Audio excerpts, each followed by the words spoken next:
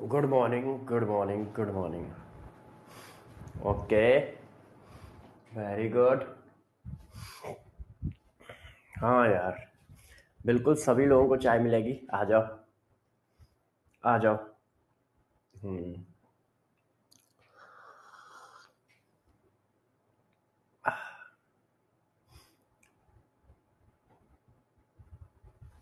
नहीं यार, लव कुछ तो सो रहे हैं दोनों के दोनों। उनके चक्कर में तो आज मैं भी लेट उठा। वैसे क्या है, उनका ही रहता है स्कूल, तो स्कूल रहता है तो वो जग जाते हैं 6:30 बजे। तो वो इतनी आवाज़ करते हैं कि ऑटोमेटिक मैं जग जाता हूँ 7 बजे, 7:15 बजे। अब आज क्या है, आज सैटरडे था, तो आज उनकी शायद छुट्टी है किसी वजह से। अब वो भाई दोनों लोग जगे नहीं। अब वो नहीं जगे तो मेरी भी नींद नहीं खुली।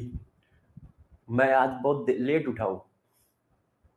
आज मैं बहुत लेट उठा हूँ, 8 बजे उठा हूँ।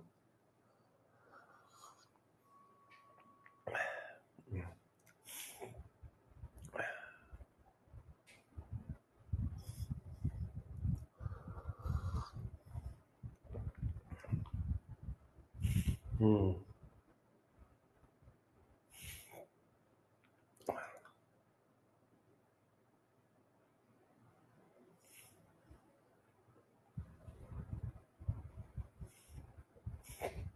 हाँ बेटा, पीयूष पीयूष अल्टीमेट है। हम लोगों ने बहुत मेहनत की है उस पर। हम लोगों ने बहुत मेहनत की है उस पर।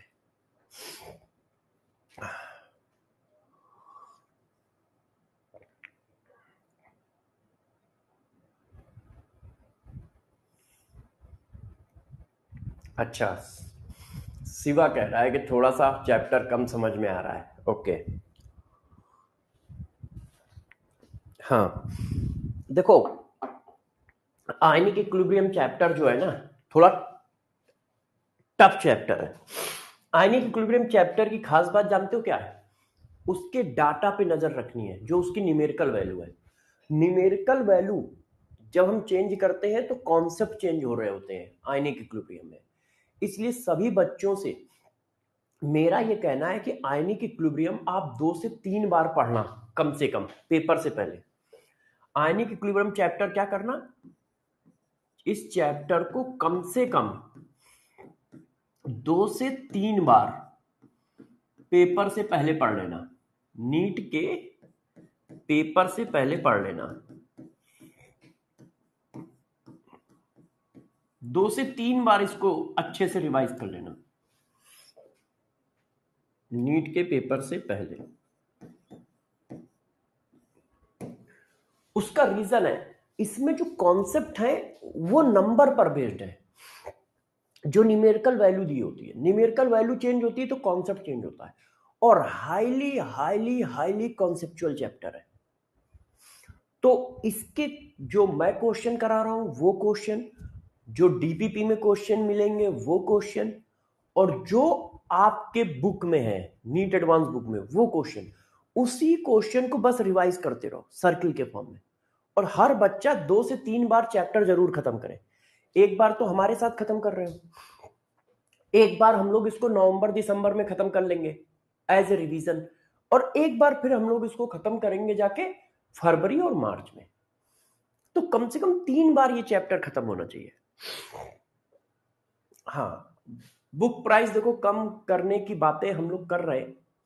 ठीक है, थोड़ा कम हो जाए तो आप लोगों के लिए आराम हो जाएगा, और शायद 1-2 दिन में बात हो भी जाएगी। हाँ, मंडे तक हम लोग बता देंगे आपको, मंडे तक हम लोग बता देंगे आपको। हाँ, चलो, अब जल्दी से रेडी हो जाओ सारे बच्चे, सभी बच्चे रेडी हो जाए। कल जो पढ़ाया था उसका टेस्ट लेते हैं, लास्ट लेक्चर का टेस्ट लेते हैं, लास्ट लेक्चर का टेस्ट। अच्छा, आप लोग ये बताओ, ऑर्गेनिक कैसी चल रही है? आप लोगों की वाईटी पे ऑर्गेनिक पढ़ा रहा हूं ना, यूट्यूब पर। यूट्यूब पर ऑर्गेनिक चल रही है। आईयूपीएससी कल स्टार्ट किया है, मंडे को खत्म हो जाएगी। वहां पर सैटरडे संडे छुट्टी रहती है। वहां पर क्या होता है, सैटरडे संडे ऑफ है यूट्यूब पर। सैटरडे संडे ऑफ है। क्लास जो होती है वो मंडे से फ्राइडे लेता हूं मैं। मंडे से फ्राइडे लेता हूँ यूट्यूब पर 5 बजे से लेके 7 बजे तक। और मैं बिल्कुल यूट्यूब पर भी बैच की तरह ही लेता हूँ। यस। तो आप में से कितने लोग ऑर्गेनिक यूट्यूब पे कर रहे हैं?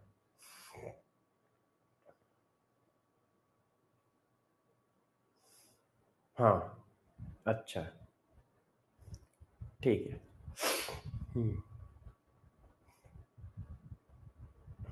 Good good good good good. हाँ, फिजिकल केमिस्ट्री की बुक रीडिंग नहीं करनी है अरुण। फिजिकल केमिस्ट्री में बुक रीडिंग नहीं करनी है। बुक रीडिंग ऑर्गेनिक और इनऑर्गेनिक में करनी है। फिजिकल केमिस्ट्री में एनसीईआरटी की कोई रीडिंग नहीं करनी है। कोई रीडिंग नहीं करनी है फिजिकल केमिस्ट्री में। एनसीईआरटी की कोई रीडिंग नहीं करनी है। ठीक है ना। देखो, ऑर्गेनिक केमिस्ट्री को बेस्ट करने के तरीके मैं बताता जाऊंगा, फिजिकल को बेस्ट करने के तरीके बताता जाऊंगा, रिवीजन कराता जाऊंगा। आप बस, मैं आप सबको कह रहा हूं कि मैं अपनी, मतलब आप, मेरा उद्देश्य है कि सब बच्चों के 150 से ऊपर नंबर आए। सब बच्चों के 150 से लेके 180 नंबर के बीच में आए। मैं इस टारगेट के साथ चल रहा हूं। मैं इस टारगेट के साथ चल रहा हूं। मगर ये टारगेट तभी फुलफिल होगा जब आप लोग को जैसा बताता जाऊं वैसा करते जाऊं। पेपर यहीं से आएगा, जो पढ़ाऊंगा वैसा ही पेपर होगा। बस वही क्वेश्चन नहीं होगा, क्वेश्चन थोड़ा ऊपर नीचे होता रहता है। और चाहे जितना टफ क्वेश्चन आए, उसका कॉन्सेप्ट और उस तरह का क्वेश्चन आपको मैंने करा रखा होगा बोर्ड पे, इसकी जिम्मेदारी मैं ले जाऊं। और चाहे जितना इजी आए। क्यों? ऐसा नहीं कि पिछले साल को पेपर को देख के हम ऐसा पढ़ा रहे हैं, ऐसा बिल्कुल नहीं है। हम पहले से ही 360 प्रिपरेशन कराते आए हैं। मतलब चाहे पेपर इजी आए, चाहे मॉडरेट आए, चाहे जैसा आए, हर तरह के पेपर के हिसाब से हम लोग शुरुआत से ही पढ़ाते आए। क्यों? क्योंकि पेपर बनाने वाला मेरा रिश्तेदार नहीं है, ये मैं पहले से ही जानता हूं। मैंने जेई भी पढ़ाया है, नीट भी पढ़ाया है, तो मुझे तो आइडिया है। मुझे आइडिया है भाई, पेपर हमेशा एक जैसा कैसे बनेगा? आप बताओ, आपका जो टेस्ट बनाते हैं संडे वाला, वो जब एक जैसा नहीं बनता तो एनटीए का पेपर एक जैसे कैसे बनेगा? ये तो लोगों का, मुझे मतलब मैं कभी कभी गुस्सा हो जाता हूं कि लोगों का सोचना ही गलत है कि नहीं यार, इजी पढ़ाओ, इस बार का पेपर इजी आया है, टफ पढ़ाओ, इस बार का पेपर टफ आया है। अरे यार, ये तो बहुत छोटे बच्चों वाली बात हो गई। ये तो बहुत छोटे बच्चे वाली बात हो गई, जिनको थोड़ी कम समझ है, बेचारे बच्चे हैं कि नहीं पेपर इजी आता तो इजी इजी पढ़ लिया, टफ आता तो टफ टफ पढ़ लिया। अरे आप टीचर हो, आपको इतने सालों का एक्सपीरियंस है, आपकी नजरों से इतने पेपर पास होते हैं, तो आपको तो आइडिया होना चाहिए कि यार कोई भी एग्जाम का पेपर जो है वो इजी भी आ सकता है, टफ भी आ सकता है, मॉडरेट भी आ सकता है। टफनेस की भी एक हद होगी, इजी की भी एक हद होगी। आपको रेंज लेके पढ़ाना होता है। आपको एक रेंज लेके पढ़ाना होता है हमेशा। हमेशा। तो इसमें बच्चों की गलती तो मैं बिल्कुल नहीं मानता हूं। इसमें बच्चों की क्या गलती? वो तो बेचारे आपके गाइडेंस के लिए आए हैं। उन किसी बच्चे का 1 साल का एक्सपीरियंस है, किसी को 2 साल का है, किसी को 3 साल का है, और वो बेचारा एमबीबीएस डॉक्टर बनने के लिए आया है। तो ये तो टीचर का काम था। और इस पेपर में जो भी हुआ, टफ आया, इजी आया, जो आया, सब उठा के बच्चों पे डाल दिया गया। सबने उठा के बच्चों पे डाल दिया, अरे पेपर टफ आया, तुम कर नहीं पाए, तुमने इजी इजी पढ़ा, तुमने इजी इजी पढ़ा, तुमने इजी इजी क्वेश्चन किए। अरे भैया, उसमें उसकी क्या गलती? आपने इजी कराए तो उसने इजी किए। आपने 360 प्रिपरेशन नहीं कराई, उसको क्या पता 360 प्रिपरेशन क्या होती है? उसको क्या पता भाई? चलिए, आइए, पहला टीएचडी क्वेश्चन आपकी स्क्रीन पर। पहला टीएचडी क्वेश्चन आपकी स्क्रीन पर, बताइए, इस क्वेश्चन का जवाब दीजिए। पहला टीएचडी क्वेश्चन आपकी स्क्रीन पर। यस, जवाब दीजिए।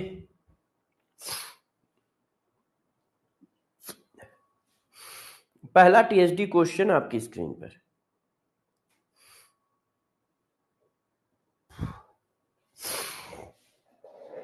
बताइए बच्चों।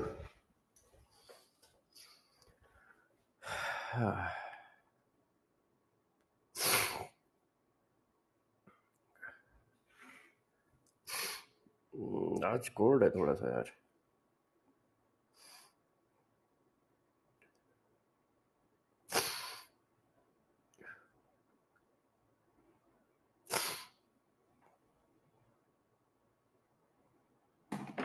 हाँ जल्दी बताओ।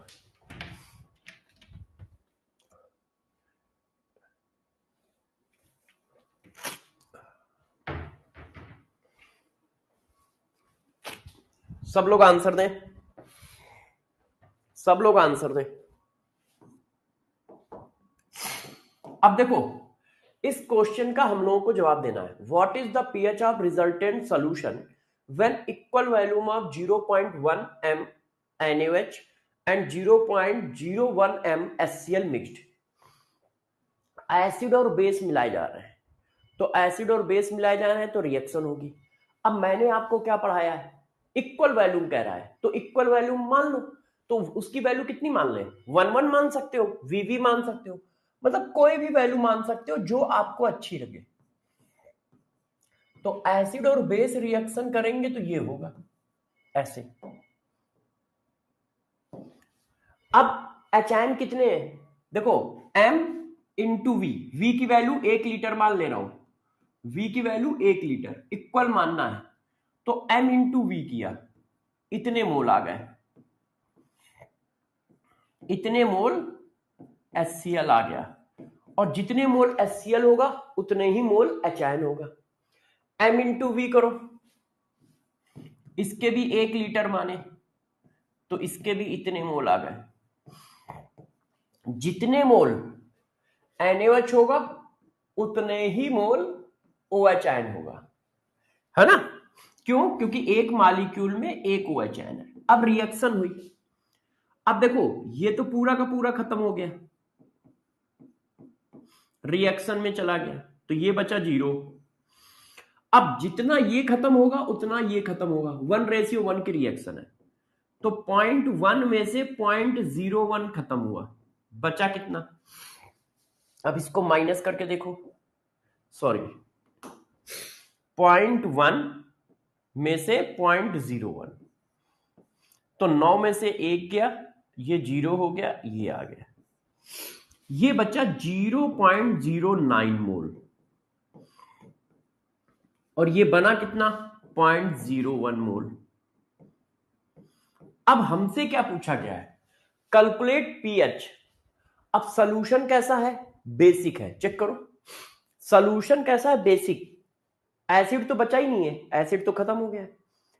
जब सॉल्यूशन बेसिक है, देखना इससे क्या हो रहा है, ये पता चल रहा है कि सॉल्यूशन बेसिक है। यदि सॉल्यूशन बेसिक है तो बेसिक सॉल्यूशन का पीएच 7 से ज्यादा होता है, बेसिक सॉल्यूशन का पीएच 7 से ज्यादा होता है, ऑटोमेटिक यही आंसर आएगा। आप चाहो तो सॉल्व करो और चाहो तो ना सॉल्व करो। क्यों, क्योंकि प्रूफ क्या हो रहा है कि सॉल्यूशन बेसिक है, और सॉल्यूशन बेसिक है तो पीएच 7 से ज्यादा होगा, और 7 से ज्यादा सिर्फ एक ही ऑप्शन है, और कोई ऑप्शन ही नहीं है, तो ऑटोमेटिक ए आंसर होगा, हमें सॉल्व करने की जरूरत ही नहीं है। मगर हां, यदि सॉल्व करते तो कैसे करते, अब वो करते हैं भाई। जब सॉल्यूशन बेसिक है तो मैंने पढ़ाया है बेसिक सॉल्यूशन में पहले पीओएच निकालते हैं, तो इसका पीओएच निकालो। तो पीओएच निकालने के लिए हमें OH आयन कंसंट्रेशन निकालना पड़ेगा, तो mole of OH ion divided by volume. 1 litre ये मिलाया है, 1 लीटर ये मिलाया है, तो टोटल कितना हुआ 2 लीटर, तो 2 लीटर हुआ, तो आपका ये आया, देखो इसको मैंने ऐसे लिख लिया, तो ये आया 4.5 इंटू 10⁻⁻²। तो मैंने निकाला pOH, pOH equal to minus log H ion concentration, minus log OH ion concentration, तो इसकी वैल्यू आ गई 2 माइनस लॉग 4.5। कैसे आया समझ गए ना, 2 यहां से लेके यहां तक लिख दिया, अब पीएच निकालो,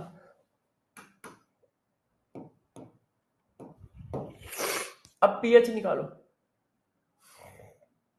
जब आप पीएच निकालते हैं तो pH equal to 14 minus pOH, तो 14 माइनस 2 प्लस लॉग 4.5, तो ये हो गया 12 प्लस लॉग 4.5।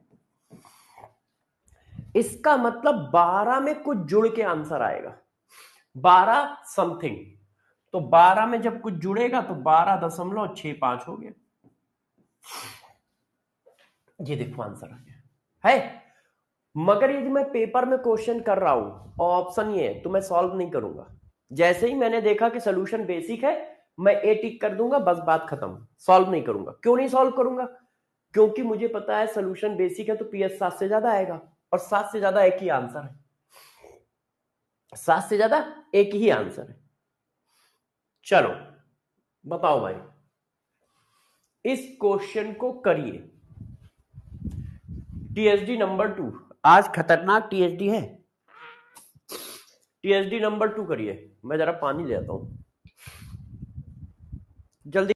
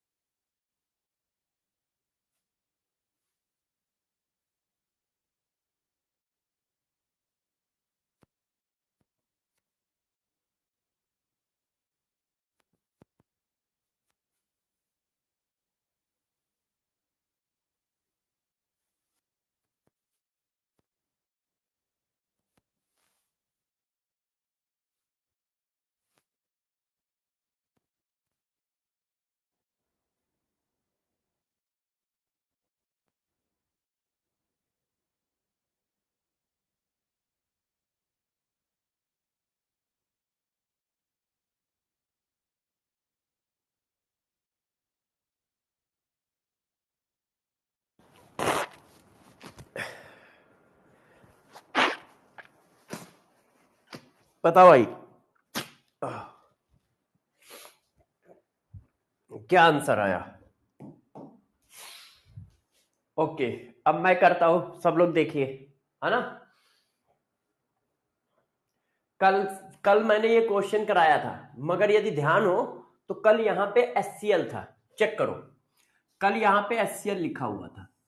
आज मैंने क्वेश्चन चेंज कर दिया, दोनों जगह एनएच कर दिया, तो ये मिक्सचर ऑफ वीक बेस का आंसर हो गया। ये question mixture of weak base में कन्वर्ट हो गया। तो जिन बच्चों को लग रहा है कल कराया था, तो कल का क्वेश्चन अलग था, आज का क्वेश्चन अलग है, मॉडिफाई कर दिया मैंने।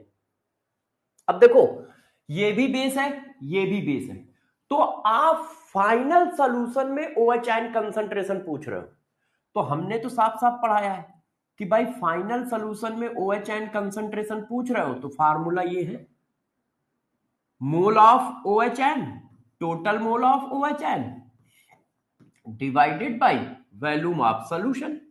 मोलरिटी का फार्मूला तो यही होता है ना। हाँ, अब देखो total mole of OH ion कैसे आएंगे, M इंटू वी करने से क्या निकलता है, मोल। तो देखो M V इंटू M, तो 20 इंटू 0.05, ये आ गए NaOH वाले सोल्यूशन के OH आयन, क्योंकि जितने मोल NaOH के होंगे उतने ही मोल OH आयन के होंगे। अच्छा, अब इस सोल्यूशन से OH आयन कितने आए, V इंटू एम करो, ये आए बेरियम हाइड्रोक्साइड के मोल। M इंटू वी करोगे तो मालिक्यूल के मोल आते हैं। अब इसमें 2 का मल्टीप्लाई कर दो तो हाइड्रोक्साइड के मोल आ जाएंगे। क्यों? एक मालिक्यूल में 2 हाइड्रोक्साइड है, तो 100 मालिक्यूल में 200 हाइड्रोक्साइड होंगे। तो M इंटू वी करने से मालिक्यूल के नंबर आए, उसमें 2 का मल्टीप्लाई कर दो तो OH आयन के नंबर आ गए। ये हो गए टोटल OH आयन। इस सॉल्यूशन से कितने OH आयन आए पानी में? इस सॉल्यूशन से कितने OH आयन आए पानी में?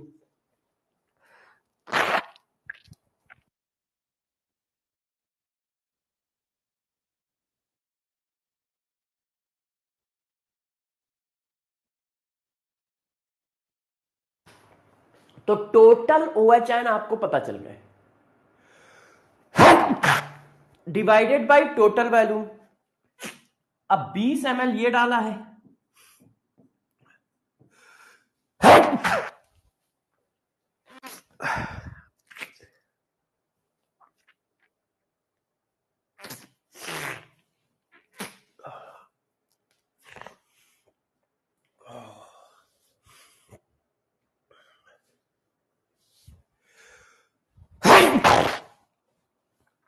अरे यार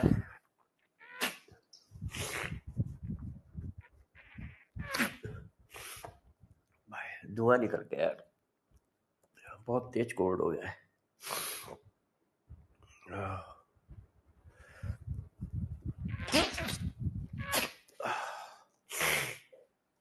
अच्छा अब जरा समझो, आपने 20 ml ये डाला है, 30 ml ये डाला है, तो सोल्यूशन कितना हो गया? 50 ml। अब इसको सॉल्व करो। अब देखो कोई बच्चा कह सकता है आपने इसको लीटर नहीं बनाया और इसको मिलीमोल से मोल नहीं बनाया। तो यदि मैं इस पूरे को मिलीमोल से मोल बनाऊंगा तो 10 की पावर -3 का मल्टीप्लाई करूंगा। यदि मैं इसको ml से लीटर बनाऊंगा तो 10 की पावर -3 का मल्टीप्लाई करूंगा। ये आपस में कट जाएंगे, इसलिए मैंने नहीं बनाया। यदि ऊपर मिलीमोल है और नीचे मिली ml है तो बात वही है जो ऊपर मोल और नीचे लीटर में होती है। क्यों? मिलीमोल को मोल बनाने के लिए 10 की पावर -3 का मल्टीप्लाई किया, ml को लीटर बनाने के लिए 10 की पावर -3 का मल्टीप्लाई किया, तो वो आपस में कट ही जाएंगे। तो हम अपना टाइम ना बर्बाद करके इनको करते ही नहीं है, मगर रियलिटी में हमने कर रखा है, ध्यान रखना। तो आप चाहो तो ऐसा कर लो और चाहो तो ना लिखो। अब इसको मल्टीप्लाई करो, 20 पंचे 100 तो 1 आया, इसको करो तो ये आया 3 दूनी 30 दूना 60, तो 60 में से कितना आएगा? पॉइंट लग जाएगा।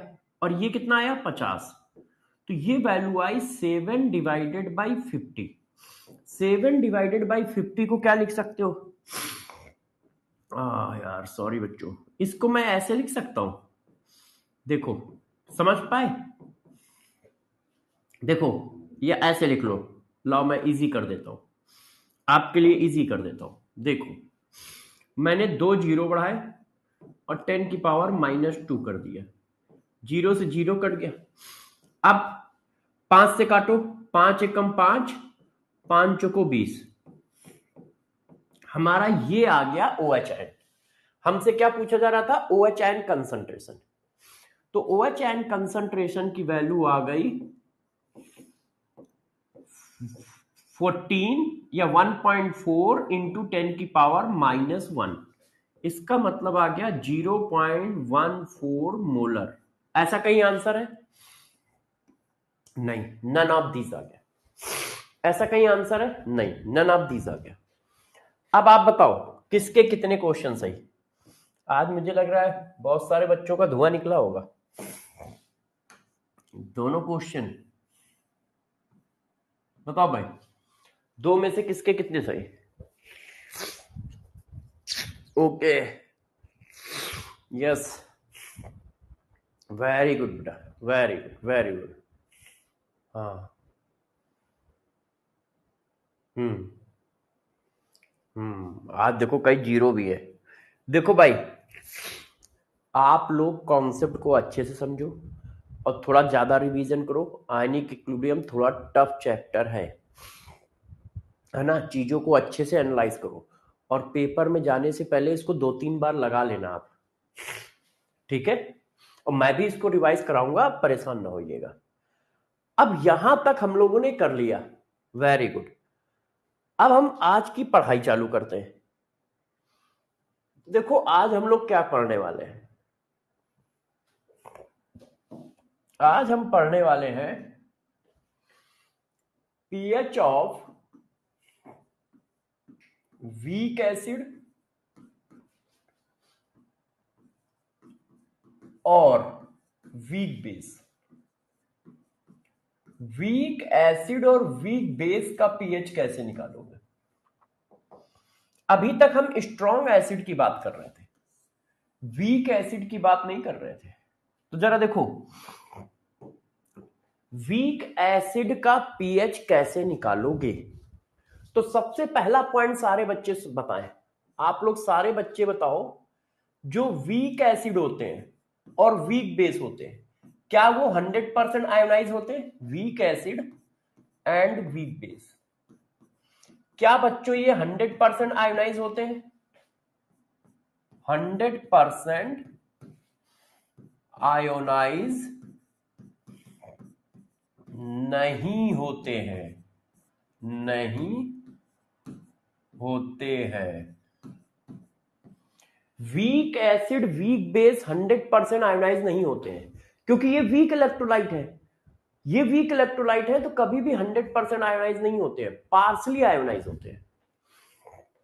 100% आयोनाइज नहीं होते हैं, है ना। पार्सली आयोनाइज होते हैं, पार्सली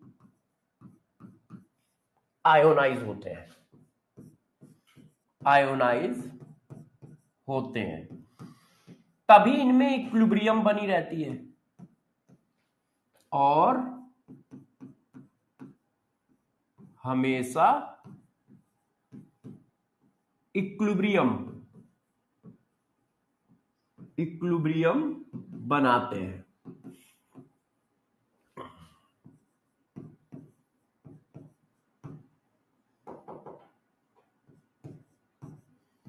हमेशा इक्विलिब्रियम बनाते हैं, उनमें हमेशा इक्विलिब्रियम रहती है। फॉर एग्जाम्पल, जैसे एसिटिक एसिड, ये वीक एसिड है। All organic acid are weak acid. तो देखो इनमें इस तरह से इक्विलिब्रियम रहेगी। ये पार्सली आयोनाइज है। HCl वीक एसिड है, पार्सली आयोनाइज है। ये देखो NH4OH वीक बेस है, पार्सली आयोनाइज है।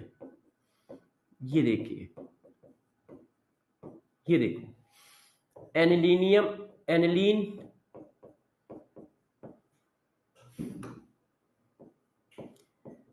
वीक बेस है, पार्सली आयोनाइज है।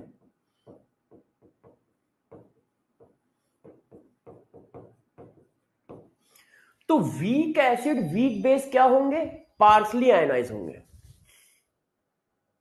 वीक एसिड वीक बेस क्या होंगे, पार्सली आयोनाइज होंगे, है ना। मैं लिख देता हूं, एक बच्चा कह रहा सिर्फ इंग्लिश में लिख दीजिए, तो मैं लिख देता हूं, weak acid and weak base are partially ionise, partially ionise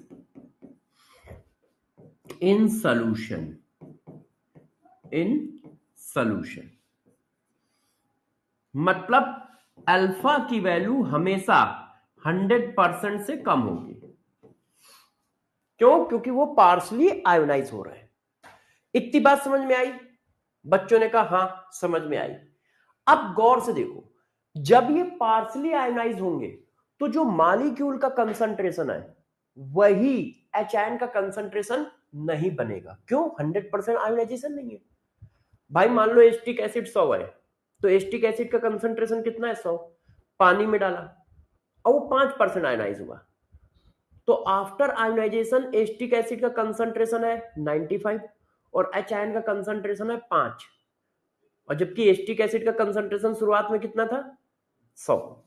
तो जो कंसंट्रेशन एसिड का है वही कंसंट्रेशन अब एचायन का नहीं बनेगा, जबकि HCl के केस में क्या करते थे, जो कंसंट्रेशन HCl का है वही कंसंट्रेशन एचायन का आता था। अब ये नहीं आएगा, क्यों? क्योंकि ये वीक एसिड है। फॉर एग्जाम्पल देखो, select value of H ion concentration if 10 की power -3 molar acetic acid solution present in vessel। Option H ion concentration की वैल्यू आई 10 की power -3 molar. Option H ion concentration की वैल्यू आई 10 की पावर -3 मोलर से कम। एचायन कंसंट्रेशन की वैल्यू आएगी 10 की पावर -3 मोलर से ज्यादा। डी, एचायन कंसंट्रेशन की वैल्यू आएगी 2 × 10 की पावर -3। बताओ कौन सा सही है, बताओ क्या सही है? एसिटिक एसिड का कंसंट्रेशन 10 की पावर -3 है। जो एसिटिक एसिड का कंसंट्रेशन है क्या वही एचायन का कंसंट्रेशन होगा? नहीं, ये वीक एसिड है। वीक एसिड है तो 100% डिसोसिएट नहीं होगा। ये वीक एसिड है तो 100% डिसोसिएट नहीं होगा। तो एचायन का कंसंट्रेशन जो होगा वो हमेशा एसिड के कंसंट्रेशन से कम होगा, क्योंकि डिसोसिएशन कैसा है? पार्शली है। क्योंकि डिसोसिएशन कैसा है? पार्शली है। यस, पार्शली डिसोसिएशन है। तो एचायन कंसंट्रेशन हमें निकालना पड़ेगा किसी मेथड से। चेक करो, हम ये तो बता पा रहे हैं कि एचायन कंसंट्रेशन की वैल्यू 10 की पावर -3 से कम आएगी, मगर क्या ये बता पा रहे हैं कितनी आएगी? नहीं। क्या ये बता पा रहे हैं कितनी आएगी? नहीं बता पा रहे है, नहीं बता पा रहे। तो वीक एसिड वीक बेस के एचायन को कंसंट्रेशन को निकालना पड़ेगा। ऐसे नहीं आएगा कि तुरंत आ जाए, इसको निकालने का एक स्पेसिफिक मेथड होगा। तो वो मेथड क्या बोला जाता है, जरा देखो,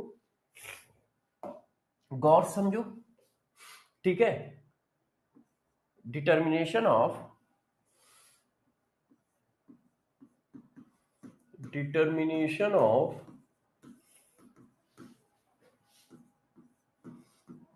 एचायन कंसंट्रेशन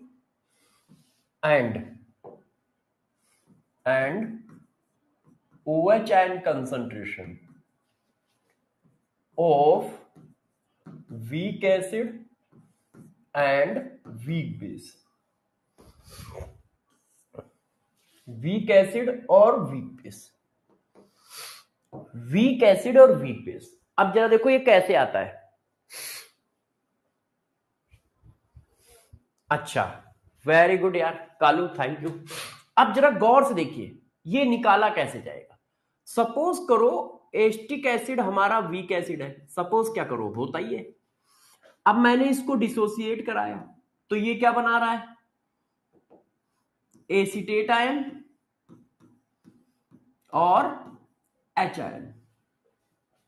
ठीक है, ठीक है। अब इसका कंसंट्रेशन सी मोलर है। कितना है? सी molar.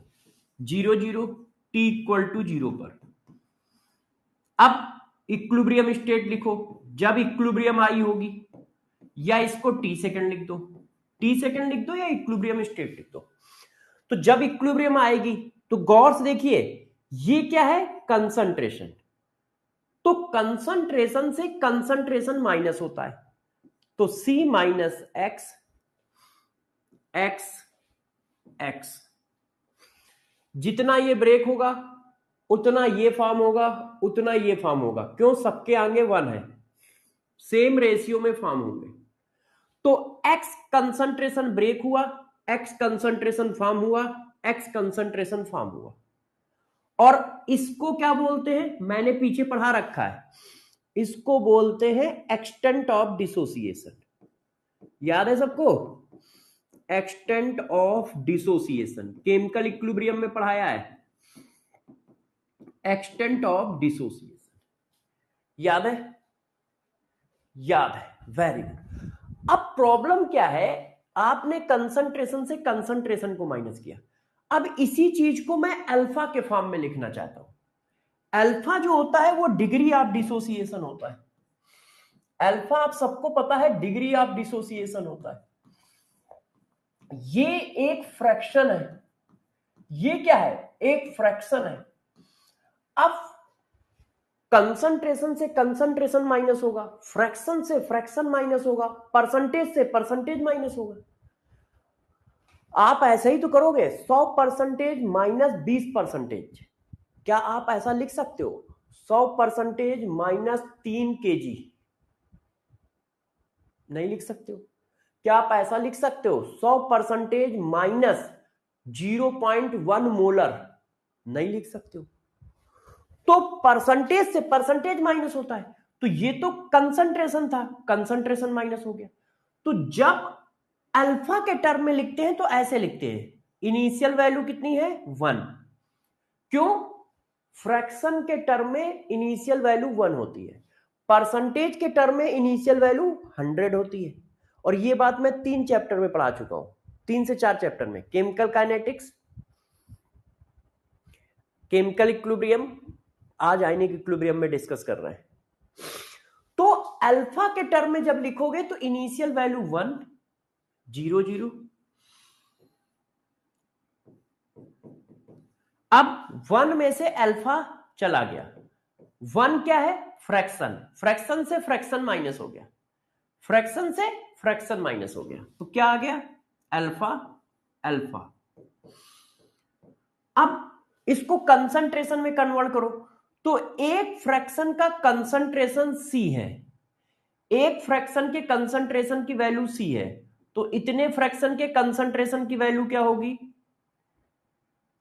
C into 1 minus alpha. बताओ, एक फ्रैक्शन के कंसंट्रेशन की वैल्यू C है, तो 1 माइनस अल्फा फ्रैक्शन के कंसंट्रेशन की वैल्यू क्या होगी? ऐसे ही तो होगी। तो अब देखो, ये अल्फा के टर्म में लिख गया, C माइनस C अल्फा, ये अल्फा के टर्म में आ गया।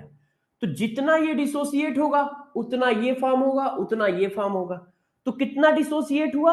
C alpha. तो ये फॉर्म कितना होगा? C alpha. ये फॉर्म कितना होगा? C alpha. ये देखो, बात समझ पाए? जितना ये डिसोसिएट हुआ उतना ये फॉर्म हुआ। क्या ये बात समझ पाए सब लोग? तो देखो, आपको बात समझ में आनी चाहिए, एच आयन कंसंट्रेशन कितना आ गया? H ion concentration equal to आ गया C अल्फा। ये देखो, यदि अल्फा की वैल्यू मिल जाए तो एच आयन कंसंट्रेशन आ जाएगा, एच आयन कंसंट्रेशन आ गया तो पीएच आ गया। यदि अल्फा की वैल्यू मिल जाए तो एच आयन कंसंट्रेशन आ जाएगा, एच आयन कंसंट्रेशन आ गया तो पीएच आ गया। तो जरा गौर से समझो, अब यहां पे क्या लगा है? Equilibrium constant. तो हम इक्विलिब्रियम कांस्टेंट का फार्मूला लगा देते हैं। वीक एसिड के इक्विलिब्रियम कांस्टेंट को क्या कहते हैं? Ka। वीक एसिड के इक्विलिब्रियम कांस्टेंट को कहते हैं Ka। तो Ka equal to concentration of product divided by, भाई ऐसा ही तो लिखोगे, देखो, concentration of acetate ion, concentration of H ion, क्यों? ये प्रोडक्ट है, divided by concentration of acetic acid. अब देखिए, एसीटेट आयन का कंसंट्रेशन ये, एसिटिक एच आयन का कंसंट्रेशन ये, एसिटिक एसिड का कंसंट्रेशन ये, इक्विलिब्रियम पर मैंने वैल्यू डाल दी, मैंने वैल्यू डाल दी, C alpha C1 minus alpha, C से C कट गया, तो Ka इक्वल टू आ गया C alpha square 1 minus alpha. ये आ गया हमारा फार्मूला के ए का, degree of dissociation of weak acid का। सही है बच्चों, बताओ इतनी बात ठीक है? अब जरा देखो यार बच्चों, इतनी बात हमारी ठीक है कि के ए इक्वल टू आया C alpha square 1 minus alpha. अब प्रॉब्लम जानते हो क्या है? प्रॉब्लम यह है कि अल्फा में स्क्वायर आया है, तो जब इसको आप सॉल्व करते हो तो देखो के ए का मल्टीप्लाई कर दो, तो K a alpha equal to C alpha square. तो मैं इसको ऐसे लिख लेता हूं, ये देखो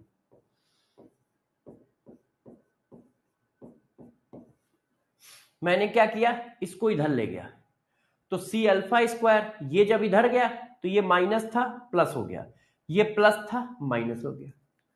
अब आप चेक करो, ये ऐसे लिखा है,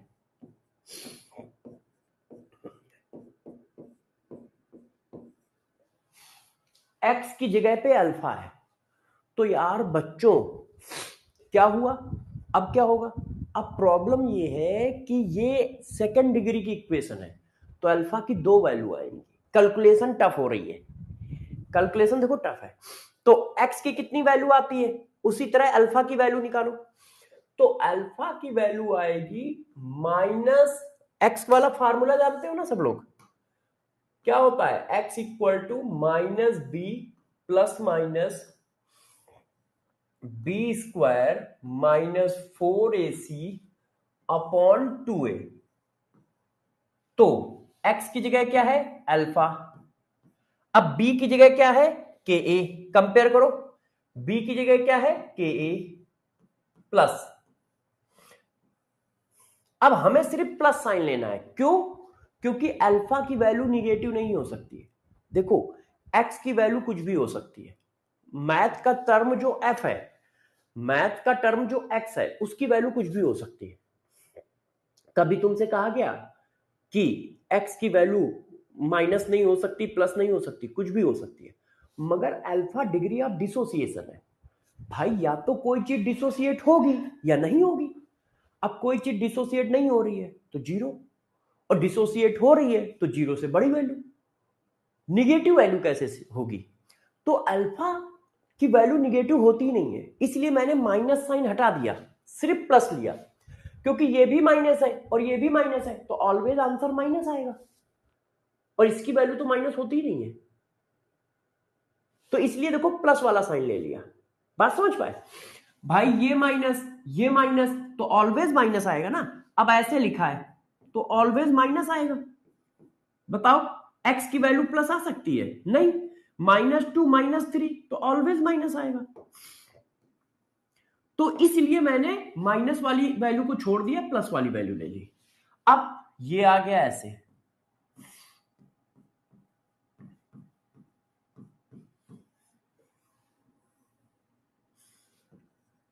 ये देखो आप कंपेयर करो, तो a की जगह क्या है? c, b की जगह क्या है? के ए, और c की जगह क्या है? माइनस के ए। चेक करो, a की जगह क्या है? c, b की जगह क्या है? प्लस के ए, c की जगह क्या है? माइनस के ए। ये देखो मैंने वैल्यू उठा के डाल दी।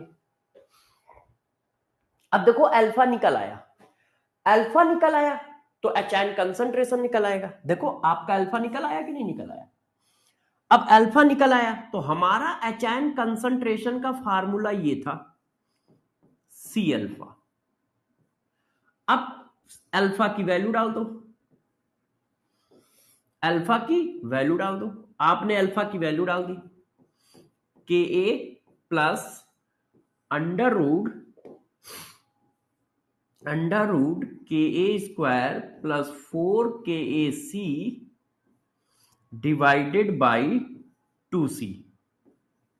ये देखो C से C कट गया, तो एच आयन कंसंट्रेशन की वैल्यू आ गई -KA plus under root K a square plus 4 KA into C divided by 2।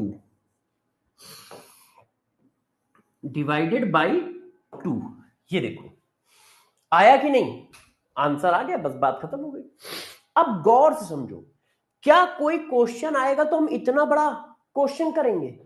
मान लो वो कहता है कि 10 की पावर -3 मोलर एसिटिक एसिड का पीएच काउंट करो, तो क्या हम ये सारा यहां से ले जाके यहां तक करेंगे? हम डायरेक्ट फार्मूला याद रखेंगे, क्योंकि ये तो एक प्रूफमेंट है कि फार्मूले का प्रूफमेंट आया कैसे है। तो पहली बार है इसलिए हम ये बता रहे हैं कि ये फार्मूले का प्रूफमेंट आया कैसे है।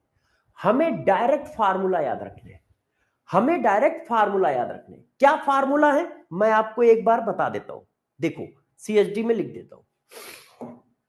हमें डायरेक्ट फार्मूला याद रखना है। देखो हमें क्या याद रखना है, गौर समझो। सीएचडी मैंने लिखा pH of weak acid and weak base. क्या है? वीक एसिड है, मान लो कोई वीक एसिड, ये देखो एक वीक एसिड है एसिटिक एसिड, जिसका कंसंट्रेशन आपने क्या माना है, सी, है ना। कंसंट्रेशन ऑफ वीक एसिड आपने क्या माना है, सी मोलर। तो इसका एचआयन कंसंट्रेशन कितना निकला, इसका एचआयन कंसंट्रेशन निकला सी अल्फा। ध्यान दो, ये देखिए फार्मूला ये निकल के आया, एचआयन कंसंट्रेशन कितना निकल के आया, सी अल्फा। देख लो, ठीक है। इसका के ए कितना निकल के आया, K a equal to C alpha square 1 minus alpha. इसका अल्फा कितना निकल के आया, गौर से देखो आप, माइनस के ए प्लस के a square plus 4 K a into C divided by 2c। इसका एचआयन कंसंट्रेशन कितना निकल के आया, in term of C and K a. ये क्या है, in term of C and alpha है, और ये क्या है, in term of C and K. आप चाहो तो इसकी वैल्यू मैं यहां लिख देता हूं, ये देखो, तो ये निकल के आया K A plus under root K a square 4 K a into C divided by 2। ये निकल के आया, ये निकल के आया। अच्छा चलो, अभी तक मैंने ये पढ़ाया है, अभी तक मैंने आपको ये पढ़ाया है। यदि कहीं पर वीक एसिड है, यदि कहीं पर वीक एसिड है तो उसका एचआयन कंसंट्रेशन कितना है, सी अल्फा।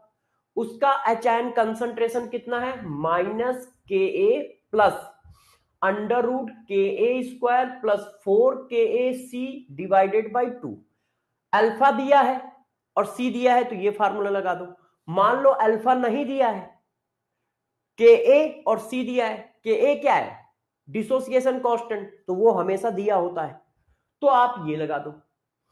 अल्फा दिया है तो ये वाला लगाओ, अल्फा ना देके के ए दिया है तो ये वाला लगाओ, तो ये वाला लगाओ। बात समझ पा रहे हो सब लोग? अब बच्चों ने क्या किया, कहा सर एक दिक्कत है। हमने कहा क्या? बच्चों ने कहा सर बताओ हम क्या पढ़ रहे हैं। हमने कहा केमिस्ट्री। तो बच्चों ने कहा सर मैथ के इतने बड़े बड़े फार्मूले कैसे यूज हो रहे हैं, अब इतनी कैलकुलेशन हम कैसे करेंगे, इतनी कैलकुलेशन हम कैसे करेंगे?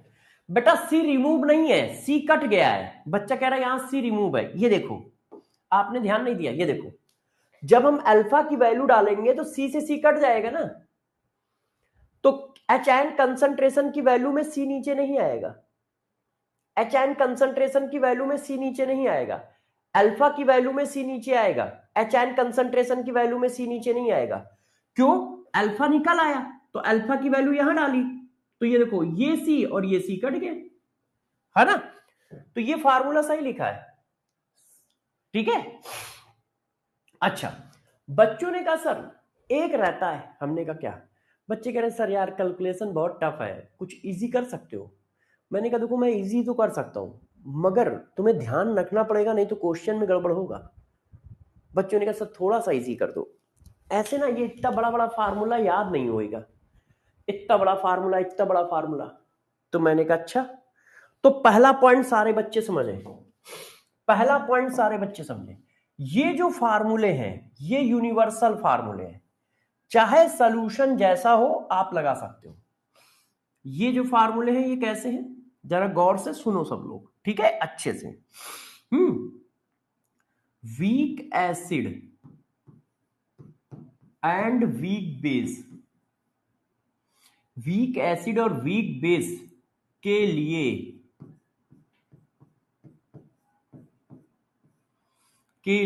ये यूनिवर्सल फार्मूले हैं, यूनिवर्सल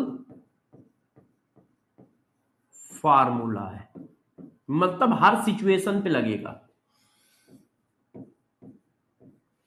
देखो अब हम कैलकुलेशन को इजी करने के लिए, अब गौर समझो,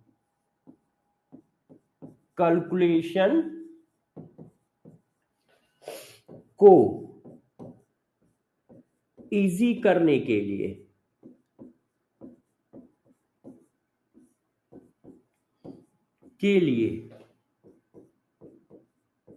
अप्रोक्सीमेशन लेते हैं, अप्रोक्सीमेशन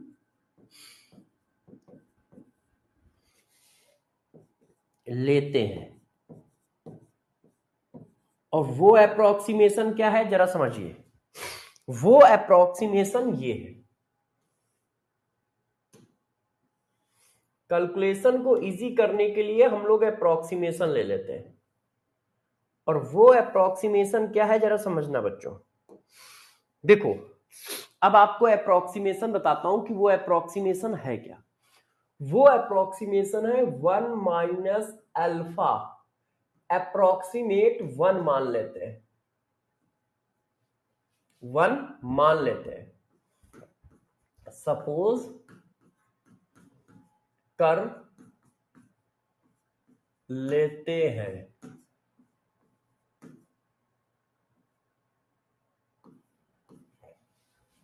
ऐसा क्यों कर लेते हैं? हम ये मान के चलते हैं कि यार ये वीक एसिड है, और जब वीक एसिड है तो अल्फा की वैल्यू कम होगी,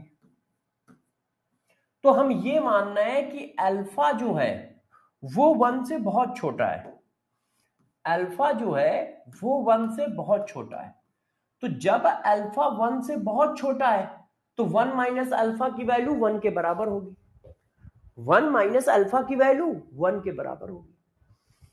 जब अल्फा बहुत छोटा है तो 1 माइनस अल्फा की वैल्यू 1 के बराबर होगी। जब आप ये अप्रोक्सीमेशन मान लेते हो तो जरा देखो, तब अल्फा का फार्मूला निकल के आ जाता है ये के अपॉन सी, और एच आयन का फार्मूला निकल के आ जाता है ये under root K a into सी।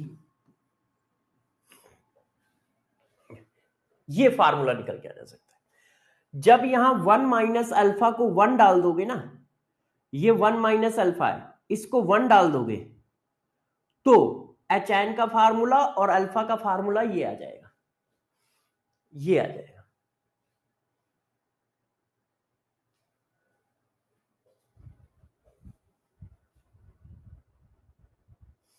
बच्चे क्या कह रहे हैं सर, लिखते लिखते बोलते भी हैं, आप लोगों को अगर इतनी ही दिक्कत है तो सर जो बोल रहे हैं उसे इंग्लिश में लिख लो।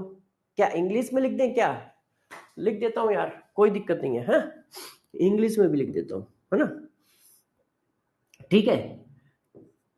टेकन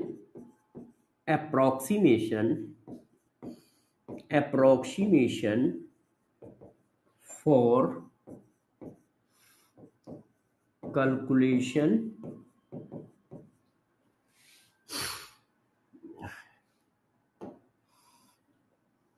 देखो 1 मिनट अच्छे से लिख देता हूं, है ना, अच्छे से लिख देता हूं। रुक जाइए।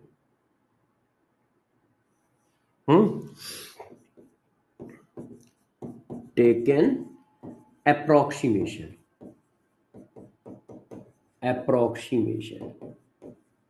ठीक है, for easy to calculate HN। ठीक है, आप ऐसे लिख लो, हम अप्रोक्सीमेशन लेते हैं, किस लिए लेते हैं, जैसे HN की कैलकुलेशन इजी हो सके, और इजी होने के लिए ये अप्रोक्सीमेशन लिया जाता है। अब ये जो फार्मूले आए हैं, गौर सुनो, ये दोनों जो फार्मूले हैं ये यूनिवर्सल फार्मूले नहीं है। ये कब वैलिड है, ये कब वैलिड है जरा समझो। अल्फा और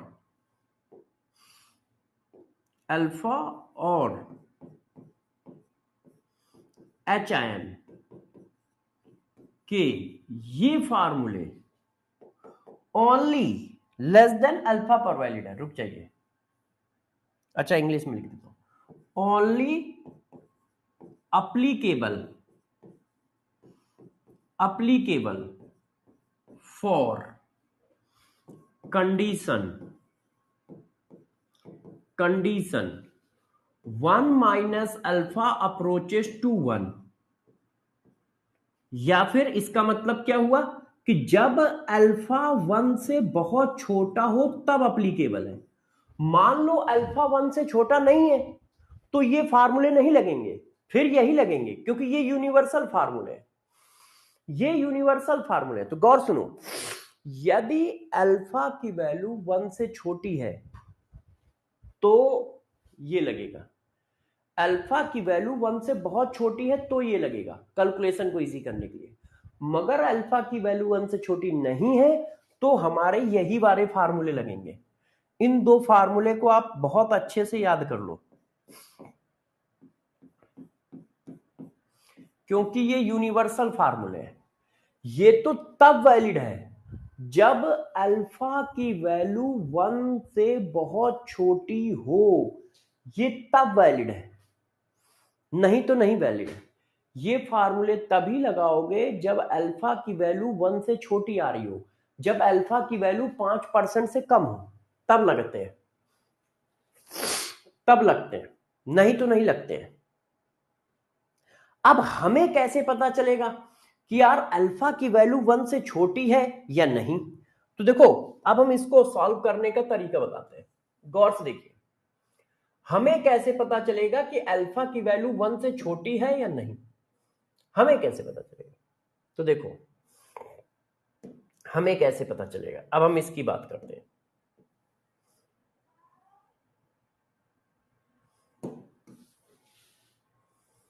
हम इसकी बात करते हैं कि हमें कैसे पता चलेगा।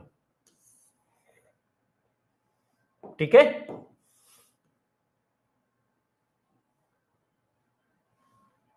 देखो बच्चों, गौर से देखो, हमारा इक्वेशन ये है k equal to C alpha square 1 minus alpha.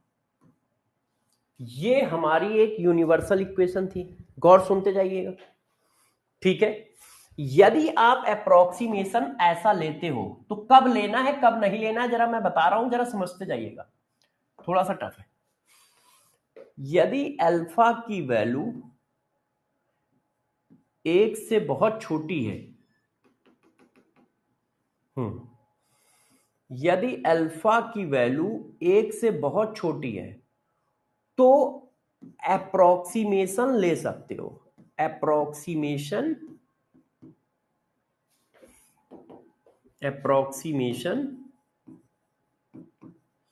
लेते हैं और 1 माइनस अल्फा को 1 कर देते हैं,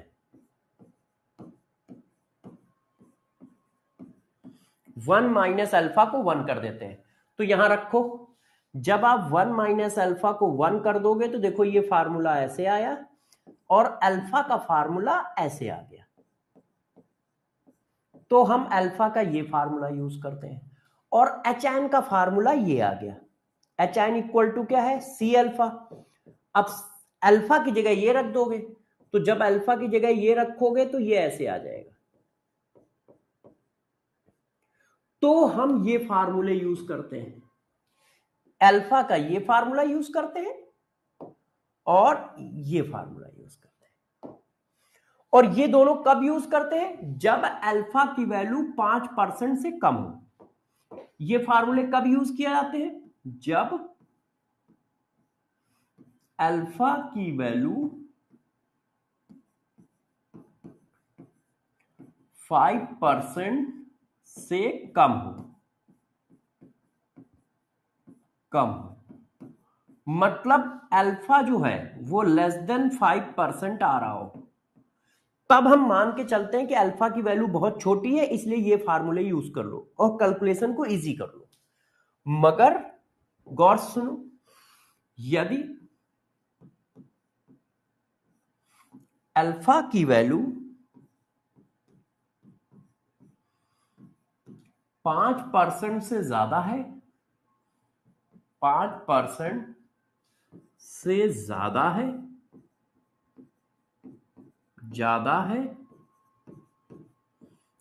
तो अप्रोक्सीमेशन नहीं ले सकते, तो अप्रोक्सीमेशन नहीं ले सकते हैं, नहीं ले सकते हैं। तो हम लोग अप्रोक्सीमेशन नहीं ले सकते हैं, और जब आप अप्रोक्सीमेशन नहीं ले सकते हो तो क्या होगा, तो जब आप अप्रोक्सीमेशन नहीं ले सकते हो, क्यों, क्योंकि अल्फा की वैल्यू 5% से बड़ी है, अल्फा की वैल्यू क्या है, 5% से बड़ी है, तो आपको अल्फा का यही फार्मूला यूज करना है, क्योंकि ये यूनिवर्सल फार्मूला है, ये यूनिवर्सल फार्मूला है।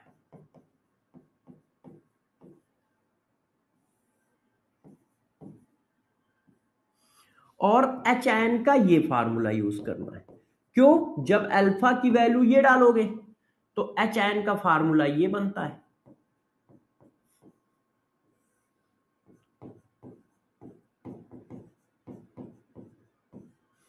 देख लेना, थोड़ा सा कॉन्सेप्चुअल है, ठीक है ना, तब आपको ये फार्मूले यूज करने पड़ेंगे,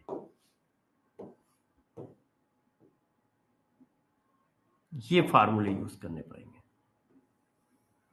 ये यूनिवर्सल फार्मूले तब ये यूज करने पड़ेंगे।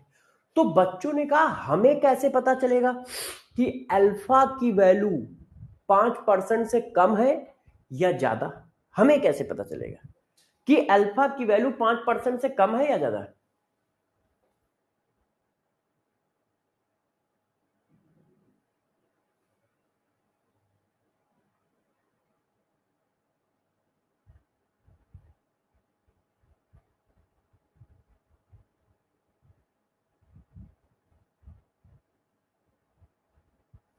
क्या हुआ,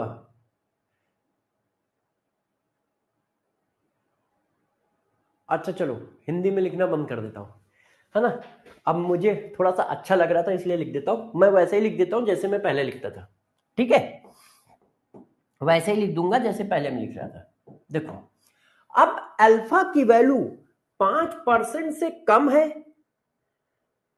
या ज्यादा, हमें कैसे पता चलेगा, तो हम किस फार्मूले से काउंट करेंगे, तो देखो जरा हम क्या करेंगे, गौर सुनो, नोट, रफ वर्क, क्वेश्चन करने से पहले हम रफ वर्क करेंगे, ठीक है, ध्यान रखना,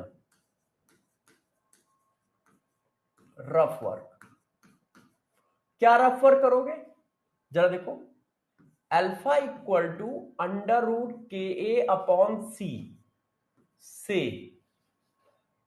अल्फा कैलकुलेट करेंगे, अल्फा कैलकुलेट करते हैं, फिर पता चलता है,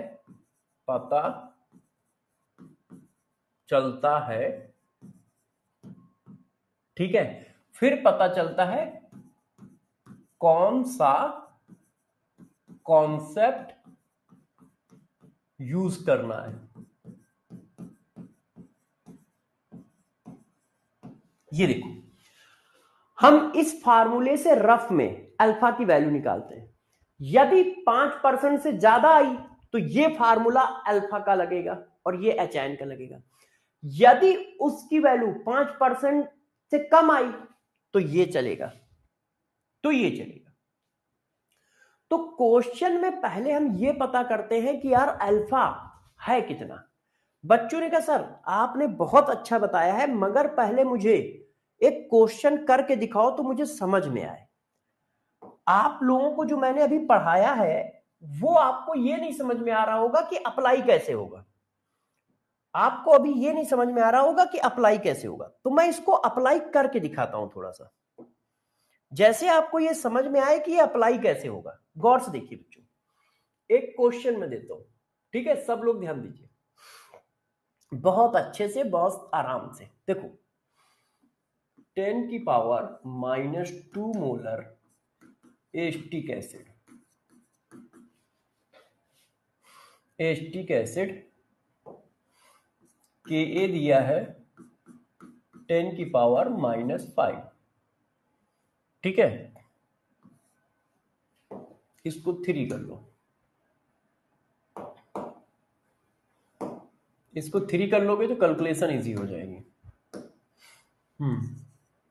10 की power -3 molar acetic acid solution present in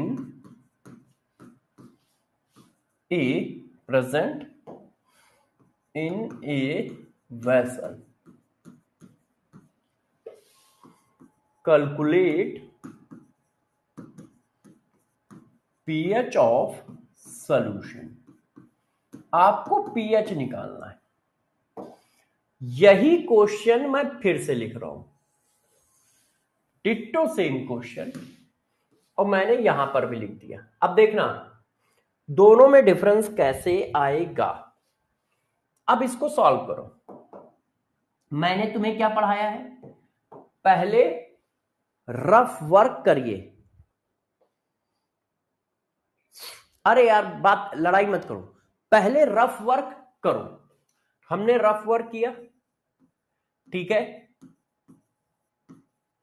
हमने क्या किया ये देखो, मैंने क्या लिखा है, सबसे पहले रफ वर्क करोगे, तो रफ वर्क करो सब लोग, और रफ वर्क करके देखो जरा क्या आ रहा है।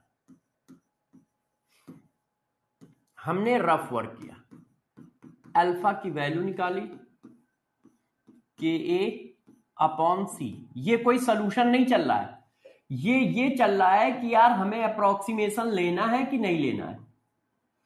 तो ये आया √10 की पावर -2, तो अल्फा की वैल्यू आई √1। 1 का मतलब 0.1, 1 का मतलब 0.1। अच्छा रुक जाओ, 1 का मतलब 0.1 देख लो है। अब परसेंटेज में कितना हुआ, percentage of alpha 10%, percentage of alpha कितना हुआ 10। अब बताओ क्या अप्रोक्सीमेशन लेना है कि नहीं, यस या नो बताओ, क्या अप्रोक्सीमेशन लेना है, नहीं। अल्फा की वैल्यू 10% है, मतलब 5% से ज्यादा है ना, अप्रोक्सीमेशन नहीं ले सकते, अप्रोक्सीमेशन नहीं ले सकते हैं, हम अप्रोक्सीमेशन नहीं ले सकते। यदि कुछ देर के लिए नट जाए भी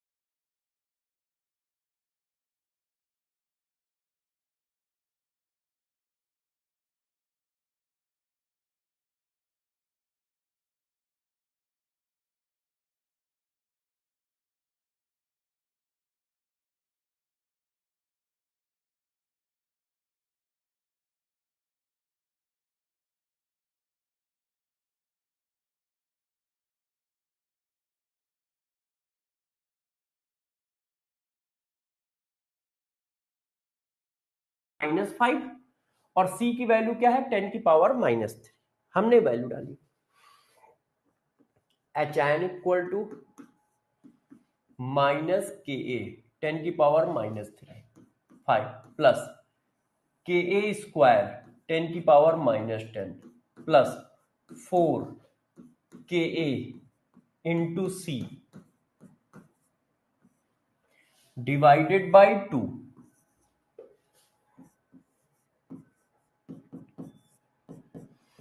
अब इसको करो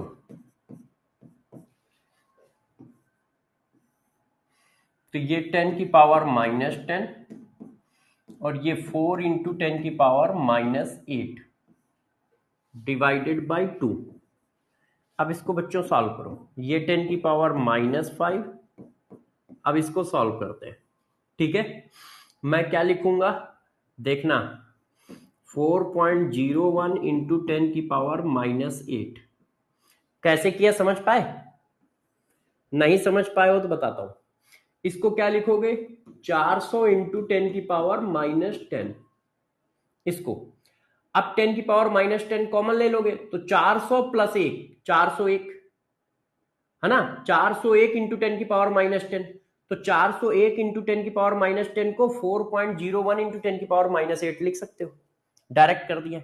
अब इसका अंडर रूट निकालो, थोड़ा सा अप्रोक्सीमेशन ले ले, कोई बच्चा डरेगा तो नहीं। 4 का अंडर रूट 2 और इसका 10 की पावर -4 डिवाइडेड बाई 2। अब इसको जोड़ो घटाओ, ये प्लस का है ये माइनस का है, तो इसको क्या लिख सकते हो, इसको आप लिख सकते हो 20 इंटू 10 की पावर -5 डिवाइडेड बाई 2।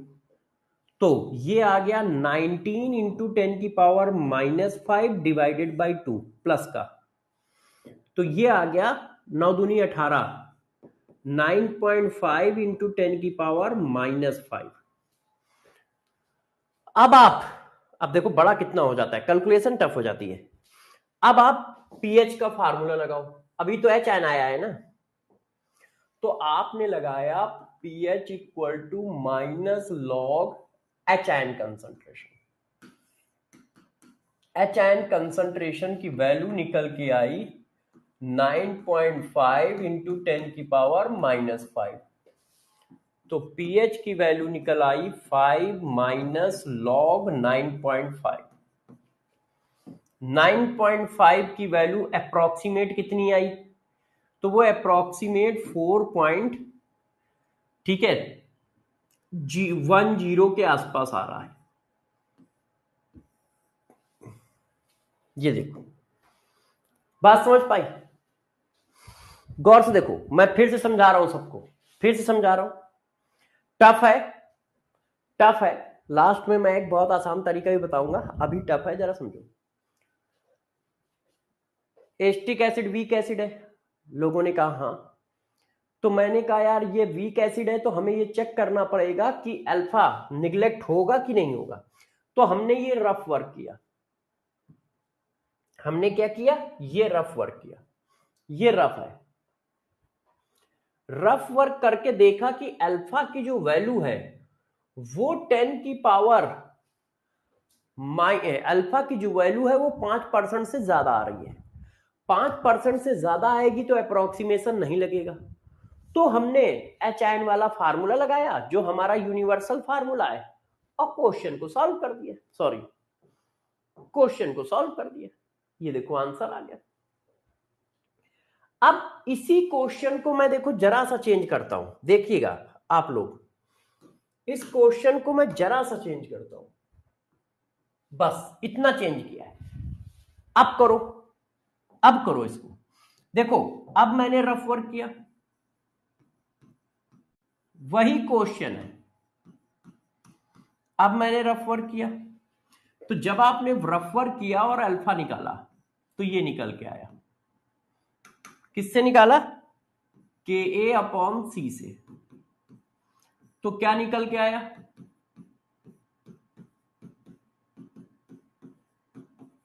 10 की power -2 percentage of alpha,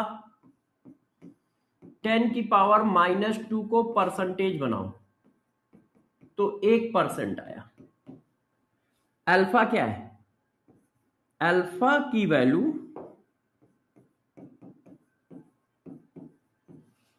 less than 5% है।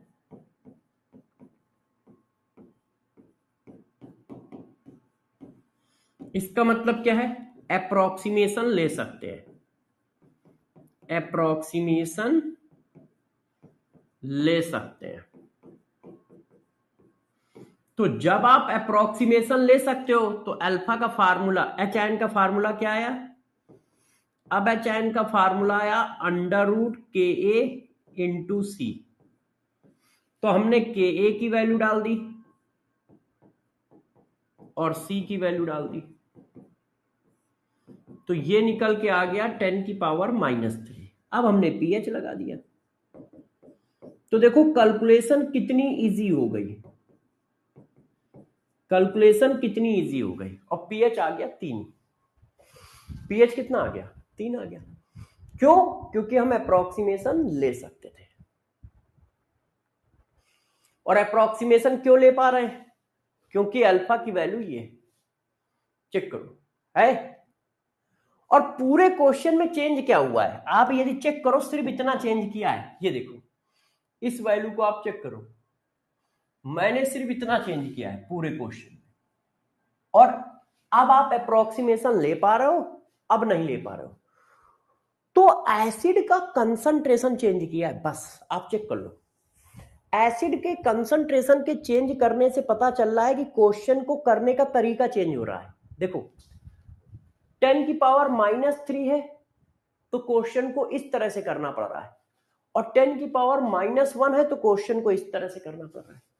मान लो किसी बच्चे को मजा ना आए कि नहीं यार सर हम नहीं कर पाएंगे, यार सर हमारे पास इतना दिमाग नहीं है, सर हम ये सब नहीं सह पाएंगे, तो आप हर क्वेश्चन को इसी मेथड से कर दो। क्यों, क्योंकि ये तो यूनिवर्सल मेथड है, ये तो यूनिवर्सल मेथड है। आप इतनी कैलकुलेशन करो भाई, ये मेथड तो यूनिवर्सल है ये वाला, तो आप हर क्वेश्चन में यही लगा दो, बस कैलकुलेशन ही तो ज्यादा होगी, मगर आपको देखना ही नहीं है कि अल्फा निगलेक्ट हो रहा है नहीं हो रहा है, 5% से छोटा है बड़ा है, कुछ नहीं देखना है।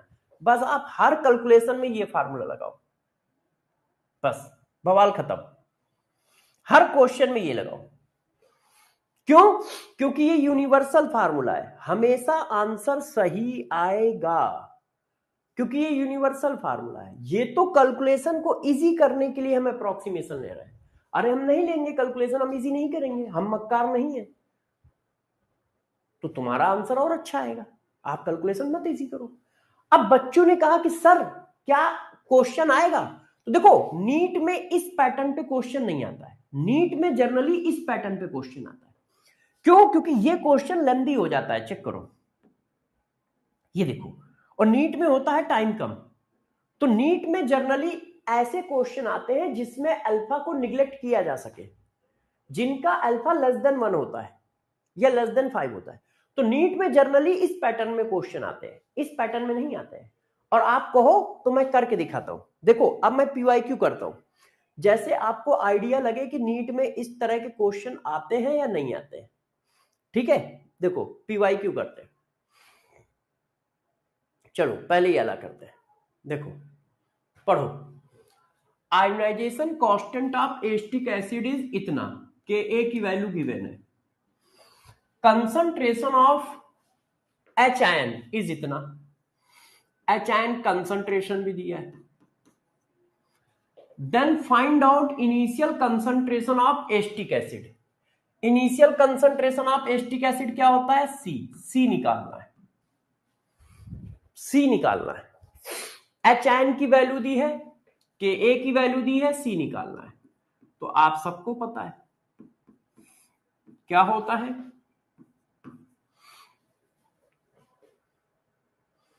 अच्छा अल्फा नहीं दिया है, सॉरी ये वाला मत लगाओ, ये वाला मत लगाओ क्योंकि अल्फा नहीं दिया है, आप डायरेक्ट ये यूज करो।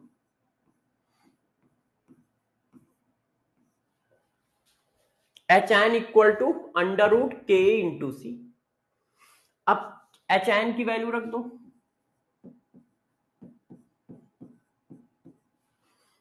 अंडर रूट के ए की वैल्यू रख दो, वो पेपर में क्वेश्चन अच्छे रहते हैं, इजी रहते हैं, ज्यादा कैलकुलेशन वाले नहीं रहते। अब आप इसको स्क्वायर कर दो, दोनों तरफ स्क्वायर कर दो, तो ये डबल हो जाएगा। 3.4 इंटू 3.4, 10 की पावर 4 का स्क्वायर 10 की पावर 8। अब ये देखो ऐसे आ गया इंटू सी, तो ये देखो कट गया, 17 दूनी 34, तो सी की वैल्यू आ गई, ये आया 6.8 इंटू, ये इधर आएगा तो 10 की पावर -3, ये आ रहा है। चेक करो कहीं लिखा होगा, है चेक करो कहीं लिखा होगा। अब देखो कहीं कैलकुलेशन है, इजी आता है। इसमें क्वेश्चन आपके पेपर में जो क्वेश्चन आएंगे वो इजी आएंगे, जैसे आप कर पाए, कैलकुलेशन टफ नहीं आएगी। ये देखो, अब इसको करो, a weak acid HA has Ka 1 into 10 की पावर -5, Ka दिया है। If 0.1 mole of this acid is dissolve in 1 litre of water, तो एसिड का कंसंट्रेशन भी पता चल गया। क्यों भाई, 0.1 मोल को 1 लीटर में डाला तो कंसंट्रेशन भी यही आ गया एसिड का। The percentage of acid dissociated at equilibrium is close to, alpha पूछ रहा है, हमने अल्फा का ये वाला फार्मूला लगा दिया, रफ वर्क है। Ka की वैल्यू डाल दी, C की वैल्यू डाल दी, कितना आ गया, परसेंटेज वाइज कितना है,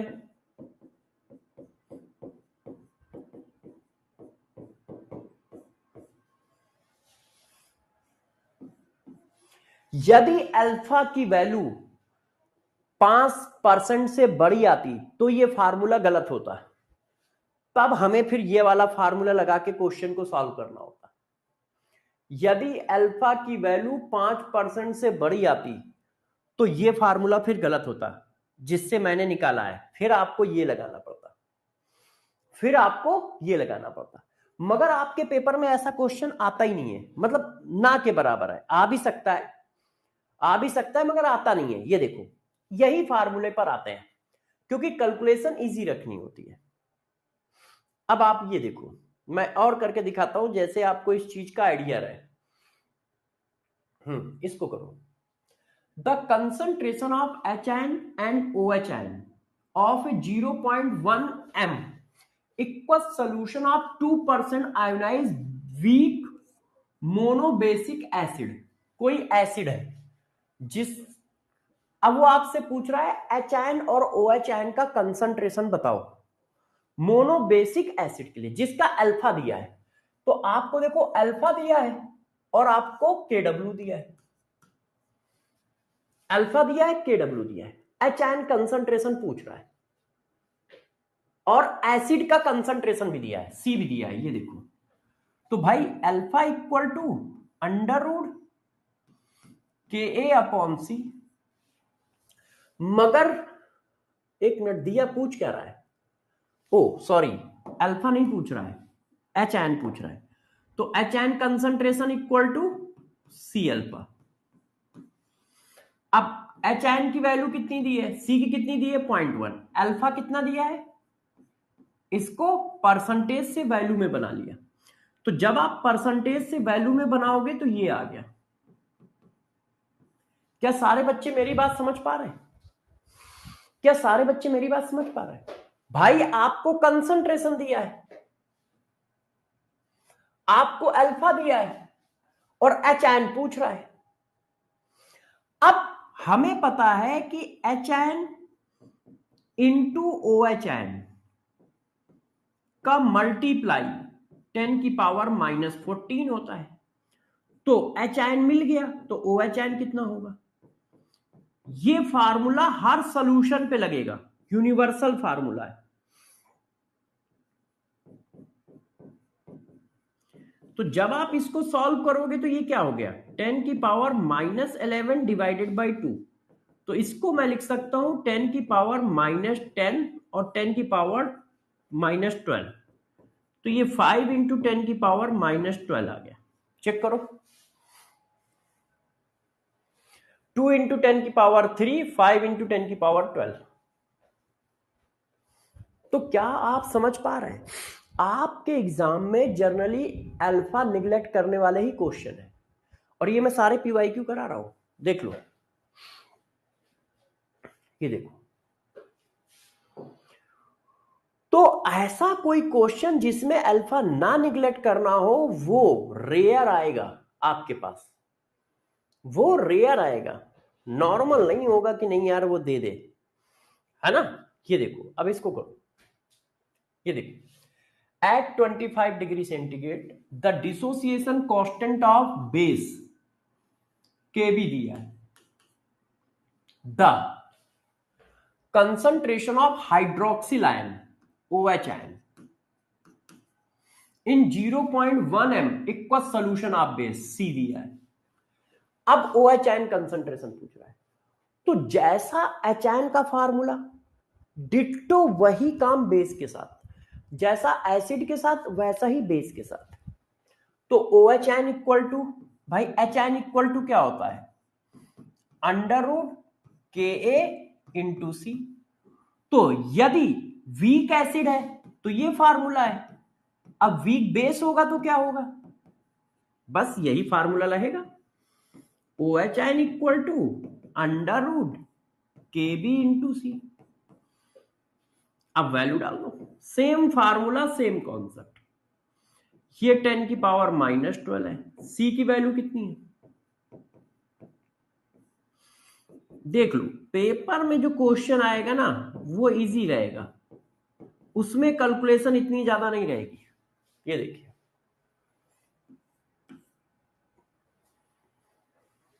देखिए जो हम लोग देंगे और जो बुकों में होगा उसमें खूब कैलकुलेशन रहेगी, जो बुक में क्वेश्चन दिया होगा, असाइनमेंट में क्वेश्चन दिया होगा, ठीक है, और जो हम बोर्ड पे करा रहे होंगे उन पे क्वेश्चन होगी, मगर पीवाईक्यू वाले पे क्वेश्चन में कोई कैलकुलेशन नहीं होगी, क्योंकि पीवाईक्यू जब आते हैं, मतलब पेपर आता है, तो पेपर में ये देख के दिया जाता है कि क्या उतने समय में बच्चा कर पाएगा या नहीं कर पाएगा।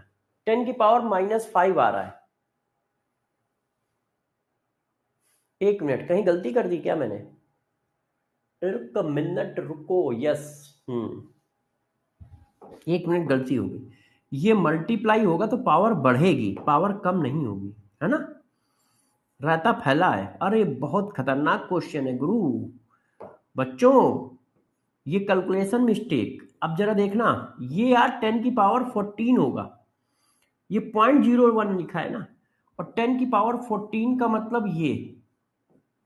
अब देखो ये क्वेश्चन बहुत खतरनाक है, कैलकुलेशन सब इजी है।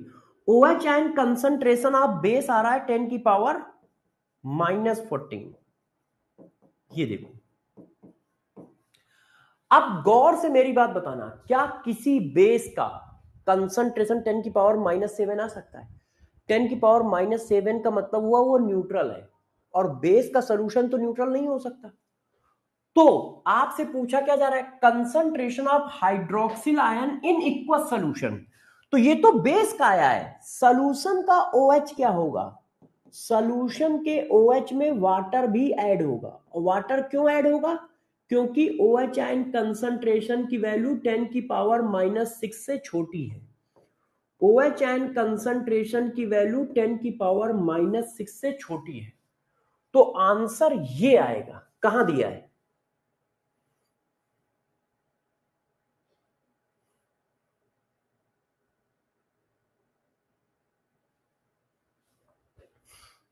भाई यहां तो बहुत बड़ा रहता फैला हुआ है, आंसर ही नहीं है जो मैंने निकाला है। एक बार कैलकुलेशन कर लो, ये क्या है, 10 की power -12 at 25 degree centigrade the dissociation constant of weak acid is इतना, वीक बेस इज इतना, the concentration of hydroxyl ion is 0.01 m equals solution of base would be,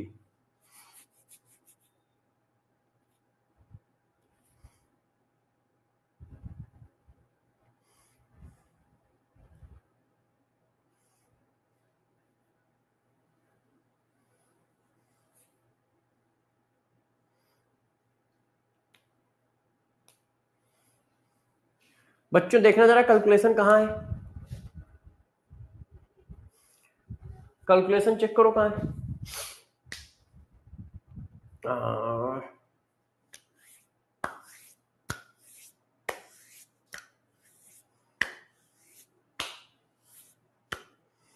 calculation mistake है, मतलब कैलकुलेशन सही है, क्वेश्चन के solution लिखते समय हमें लग रहा है टाइपिंग मिस्टेक हो गई है ना, टाइपिंग मिस्टेक हो गई है, इसको 2 कर लो, या तो यहां -7 कर लो, या यहां 2 कर लो, या यहां पे 2 कर लो।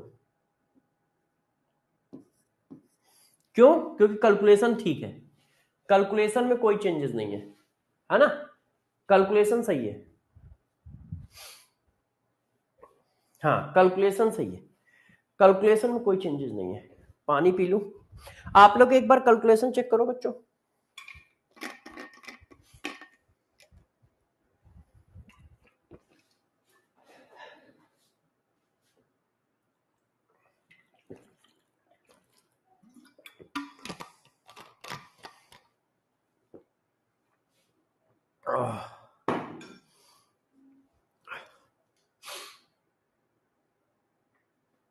हाँ एक बार आप जरा चेक करना, चेक करो सब लोग। अरे भाई आज इतने लोगों ने फोन क्यों कर डाला सुबह सुबह, आज तो सैटरडे, सैटरडे को भी इतने लोगों ने फोन कर दिया।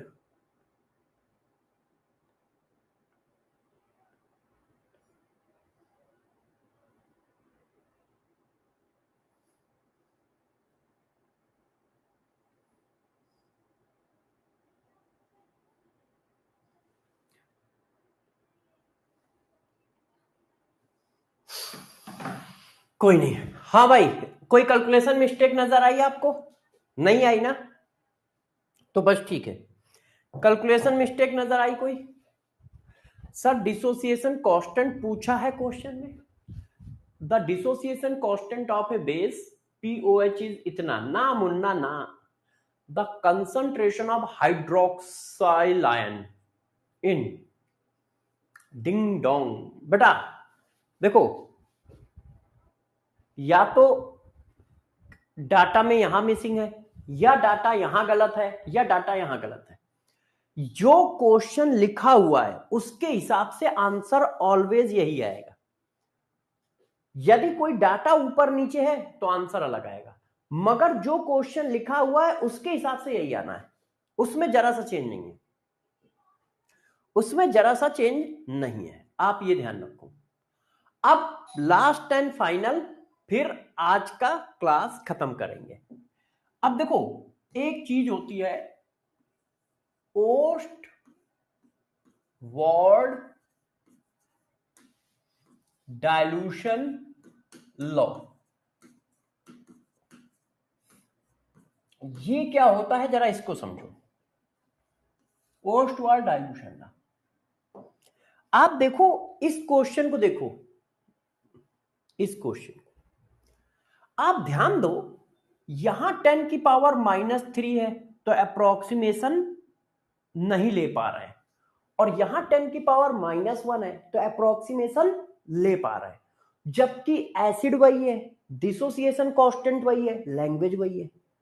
तो इसका मतलब वही एसिड कम डिसोसिएट हो रहा है और वही एसिड ज्यादा डिसोसिएट हो रहा है। इसका मतलब क्या है? तो इसका मतलब मैं समझाता हूं, गौर से समझिएगा सब लोग। पोस्ट वार डाइल्यूशन लॉ क्या है? देखो आपने फार्मूला निकाला था अल्फा इक्वल टू √KA/C, निकाला था, निकाला था। अब जरा इसको गौर से एनालाइज करो, यदि C की वैल्यू कम करते जाओगे तो बताओ जरा क्या होगा? अल्फा की वैल्यू बढ़ती जाएगी। यदि मैं C को 0 की ओर अप्रोच करा दूं तो अल्फा की वैल्यू इंफिनिटी की ओर अप्रोच करेगी। इंफिनिटी का मतलब होता है उसकी मैक्स वैल्यू, और अल्फा की मैक्स वैल्यू क्या है? 100%। इसका मतलब यदि किसी वीक एसिड का कंसंट्रेशन कम होगा तो वो ज्यादा डिसोसिएट होगा, और कंसंट्रेशन ज्यादा होगा तो वो कम डिसोसिएट होगा। अब आप चेक करो, यही यहां पे आया भी था। देखिए कंसंट्रेशन कम है तो वो ज्यादा डिसोसिएट हुआ, 10% आया, 10⁻³ कंसंट्रेशन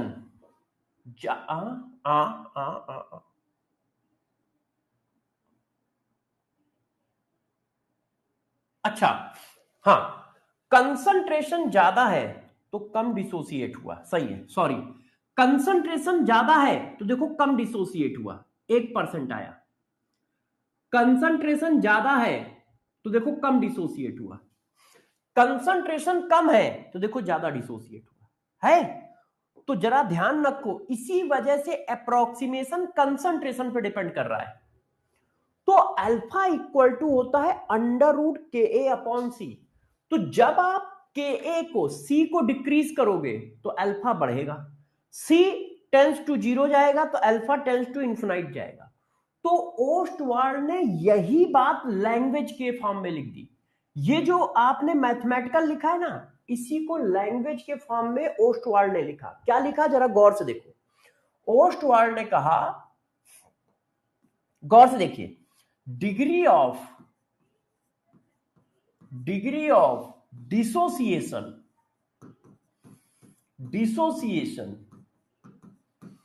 ऑफ वीक इलेक्ट्रोलाइट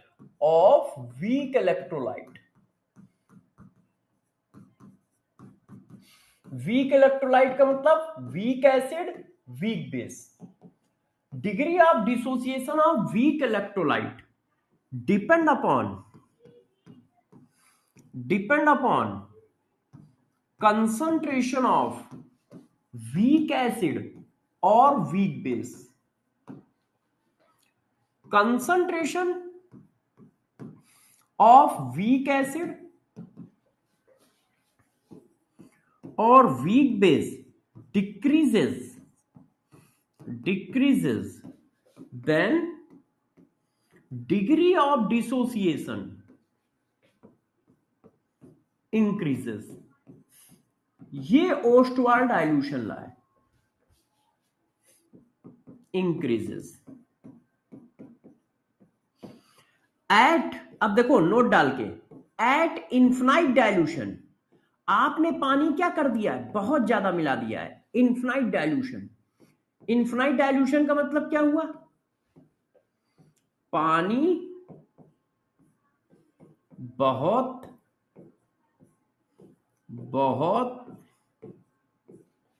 ज्यादा मिला दिया है। आपने पानी बहुत ज्यादा मिला दिया है, तो जब इन्फिनाइट डाइल्यूशन होगा तो कंसंट्रेशन 0 की ओर जा रहा है, तो अल्फा कहां जाएगा, इन्फिनाइट की ओर। इन्फिनाइट की ओर मतलब उसकी मैक्स वैल्यू। तो वही वीक इलेक्ट्रोलाइट 100% डिसोसिएशन की ओर चला जाता है। इसी वजह से क्वेश्चन में हम लोग फंस रहे हैं, हमें वही एसिड है, कभी अप्रोक्सीमेशन लेना पड़ता है, कभी अप्रोक्सीमेशन नहीं लेना पड़ता है। क्यों, क्योंकि उसका कंसंट्रेशन डिसाइड करता है कि अप्रोक्सीमेशन ले सकते हो या अप्रोक्सीमेशन नहीं ले सकते हो। क्योंकि कंसंट्रेशन चेंज होने से अल्फा चेंज हो रहा होता है। तो ओस्टवाल्ड डाइल्यूशन लॉ होता है कि डिग्री ऑफ डिसोसिएशन जो है इंक्रीज करेगा यदि आप डाइल्यूशन कर रहे हो। डाइल्यूशन करने का मतलब कंसंट्रेशन डिक्रीज करना, डाइल्यूशन करने का मतलब कंसंट्रेशन डिक्रीज करना। तो ओस्टवाल्ड ने बताया कि यदि आप कंसंट्रेशन डिक्रीज करोगे तो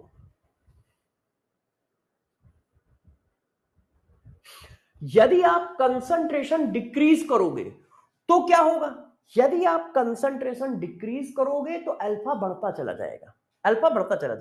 एक बच्चा बेचारा कह रहा है कि सर आप अब हिंदी में पढ़ा दो, तो देखो इसको इंग्लिश में भी लिख देता हूं। वेरी लार्ज अमाउंट, वो बेचारा रोने धोने लगा है, large amount of water added.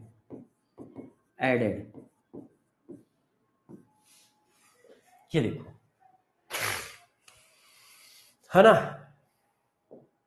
इसको कहते हैं ओस्टवार्ड डाइल्यूशन लॉ। अब जैसे मैंने एक क्वेश्चन पूछा,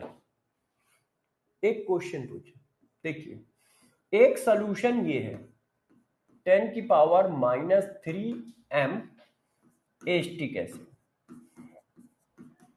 और इसका अल्फा 1 है, इसका अल्फा क्या है 1। एक सॉल्यूशन ये है 10⁻⁻6m एसिटिक एसिड, इसका अल्फा है 2। ठीक है, सेलेक्ट करेक्ट रिलेशन।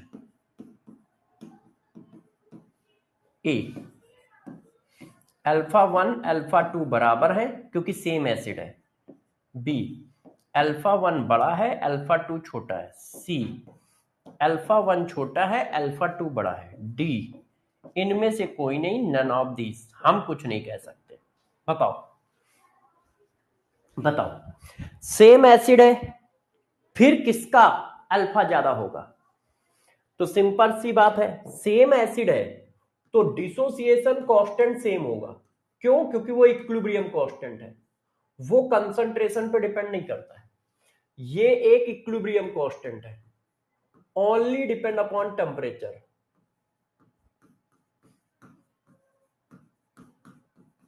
तो एसिड सेम तो Ka सेम।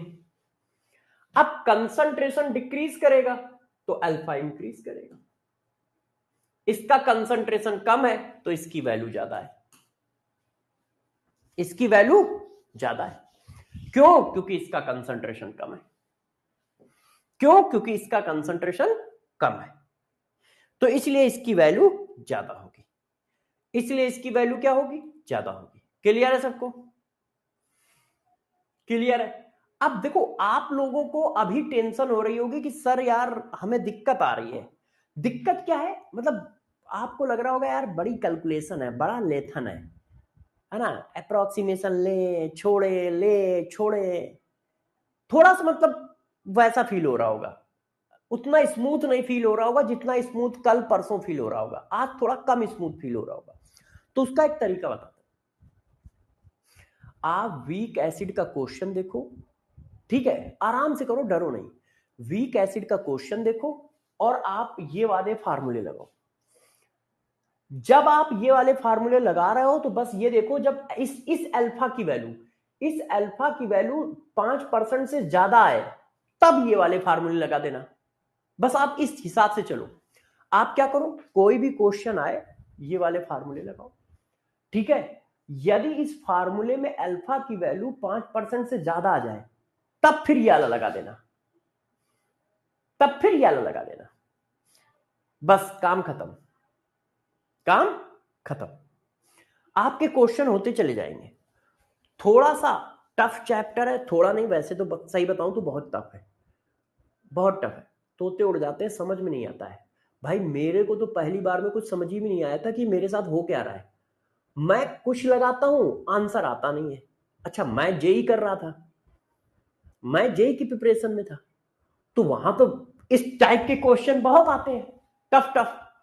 तो मैं लगाता कुछ था, मैंने ये फार्मूला लगाया, पता चला आंसर ही नहीं मिल रहा है। तो जब मैं 11th में था ना और स्कूल में पढ़ाया गया तो मुझे इसमें नॉलेज 5% 10% से ज्यादा था ही नहीं। मतलब बस वो थ्योरी फार्मूले और डिफिनीशन याद थी, मगर क्वेश्चन नहीं बनते थे। फिर मैंने सर से पढ़ा, मतलब वैसे स्कूल के टीचर से पढ़ा था, स्कूल के टीचर तो थोड़ा सा वैसे ही पढ़ाते थे। फिर मैंने ट्यूशन में पढ़ा, कोचिंग में, तो मुझे समझ में आया थोड़ा, मगर फिर भी पूरा नहीं आया, मगर मैं 30-40% तक समझ गया। फिर मैं समझ गया यार टफ है। फिर मैंने इसको कई बार पढ़ा, धीरे धीरे मुझे रियलाइज हुआ कि अच्छा ये ऐसे घूमता है, मतलब इसको मैंने कई बार पढ़ा। मतलब ये मान के चलो मैं 12th तक पहुंचते इस चैप्टर को कम से कम 4 से 5 बार मैंने पढ़ा है। क्वेश्चन किए और छोटे छोटे पार्ट में किया। छोटे छोटे पार्ट में कैसे? पहले मैंने स्ट्रॉन्ग एसिड तक एक पढ़ लिया और उसके क्वेश्चन लगा लिए, जैसे कल तक की क्लास। कल तक की क्लास पढ़ी, उसको समझा, उसके डिफिनीशन याद किए, फार्मूले समझे और कॉन्सेप्ट समझे और उतने क्वेश्चन लगाए। फिर मैंने एक दिन सिर्फ वीक एसिड वीक बेस पढ़ा और वीक एसिड वीक बेस को समझा और सिर्फ उसके क्वेश्चन लगाए कई, और उनको अच्छे से समझा। मतलब मैंने उस चैप्टर को भी पार्ट वाइज पढ़ा। पार्ट वाइज पढ़ने से थोड़ा ज्यादा नॉलेज आया। फिर धीरे धीरे करते करते अब तो मतलब, मगर हाँ टफ चैप्टर है। अच्छा, इजी नहीं है, इजी नहीं है, टफ है। और टफ क्यों है? इसलिए नहीं, टफ इसलिए है कि अप्रोक्सीमेशन लेना है। आपको मैं बताता हूं टफ इसलिए है, नहीं तो बच्चा कर ले जाए। ये जो अप्रोक्सीमेशन का रहता है ना, इसकी वजह से चैप्टर टफ हो गया है कि यार अप्रोक्सीमेशन ले कि छोड़े, ले कि छोड़े, कब लेना है कब नहीं लेना है, इसकी वजह से टफ है। नहीं तो इतना टफ नहीं है, मगर ये अप्रोक्सीमेशन की वजह से टफ है। अच्छा, अप्रोक्सीमेशन नहीं लेते हो तो कैलकुलेशन बहुत टफ है, कैलकुलेशन बहुत टफ है। और अप्रोक्सीमेशन मैथ की चीज है और पढ़ केमिस्ट्री रहे तो अप्रोक्सीमेशन लेते लेते ये भी देखना पड़ता है कि केमिस्ट्री कहीं गड़बड़ ना हो जाए, केमिस्ट्री की कहीं बत्ती गुल ना हो जाए। यदि ये सिर्फ मैथ होती तो भी कोई दिक्कत नहीं थी। प्रॉब्लम ये है कि केमिस्ट्री में मैथ्स लग रही है तो हमने सिर्फ मैथ के हिसाब से सोचा तो गेम हो जाता है, और सिर्फ केमिस्ट्री के हिसाब से सोचा तो कैलकुलेशन बहुत टफ हो जाती है। दोनों का सामंजस्य बैठाना है, इसीलिए ये चैप्टर थोड़ा सा टफ है, इसीलिए चैप्टर थोड़ा सा टफ है। तो आराम आराम करना, संभल संभल के, कोई ऐसी दिक्कत की बात नहीं है। मैं भी आराम आराम कराऊंगा आपको, है ना। चलो बाय बाय, अच्छे से रीड करना, ठीक है। कल मिलता हूं। कल तो आई थिंक संडे है ना, कल संडे है ना, तो आप लोग आराम से टेस्ट दो। कल संडे है, आराम से टेस्ट दो, ठीक है। टेस्ट दीजिए और मंडे को क्लास दूंगा, इसी के आगे पढ़ाऊंगा। और साथ साथ में मंडे को ऑर्गेनिक की भी क्लास आएगी। सैटरडे और संडे वहां छुट्टी है। बाय बाय, अपना ध्यान रखिएगा। सितंबर में ऑर्गेनिक बैच में चालू हो जाएगी, ऑर्गेनिक या इनऑर्गेनिक में से कोई एक चीज सितंबर लास्ट में चालू कर दूंगा। क्यों? इसके बाद आयनिक इक्विलिब्रियम पढ़ाना है, आयनिक इक्विलिब्रियम के बाद रेडॉक्स पढ़ाना है, वो 4 से 5 क्लास में खत्म हो जाएगा। फिर इलेक्ट्रो और एटॉमिक स्ट्रक्चर। तो जैसे ही इलेक्ट्रो स्टार्ट होगा, पैरेलल में ऑर्गेनिक या इनऑर्गेनिक स्टार्ट कर दूंगा। 3 दिन फिजिकल, 3 दिन ऑर्गेनिक या इनऑर्गेनिक। तो वो 2 चैप्टर धीरे धीरे चलते रहेंगे और इधर हम लोग चलते रहेंगे, है ना। क्योंकि इसके बाद सिर्फ 2 चैप्टर बचेंगे। रेडॉक्स 3 से 4 क्लास में खत्म हो जाएगा, इलेक्ट्रो और एटॉमिक स्ट्रक्चर बस। तो इलेक्ट्रो एटॉमिक स्ट्रक्चर आराम से पढ़ाते रहेंगे और पैरेलल में ऑर्गेनिक इनऑर्गेनिक चालू कर देंगे।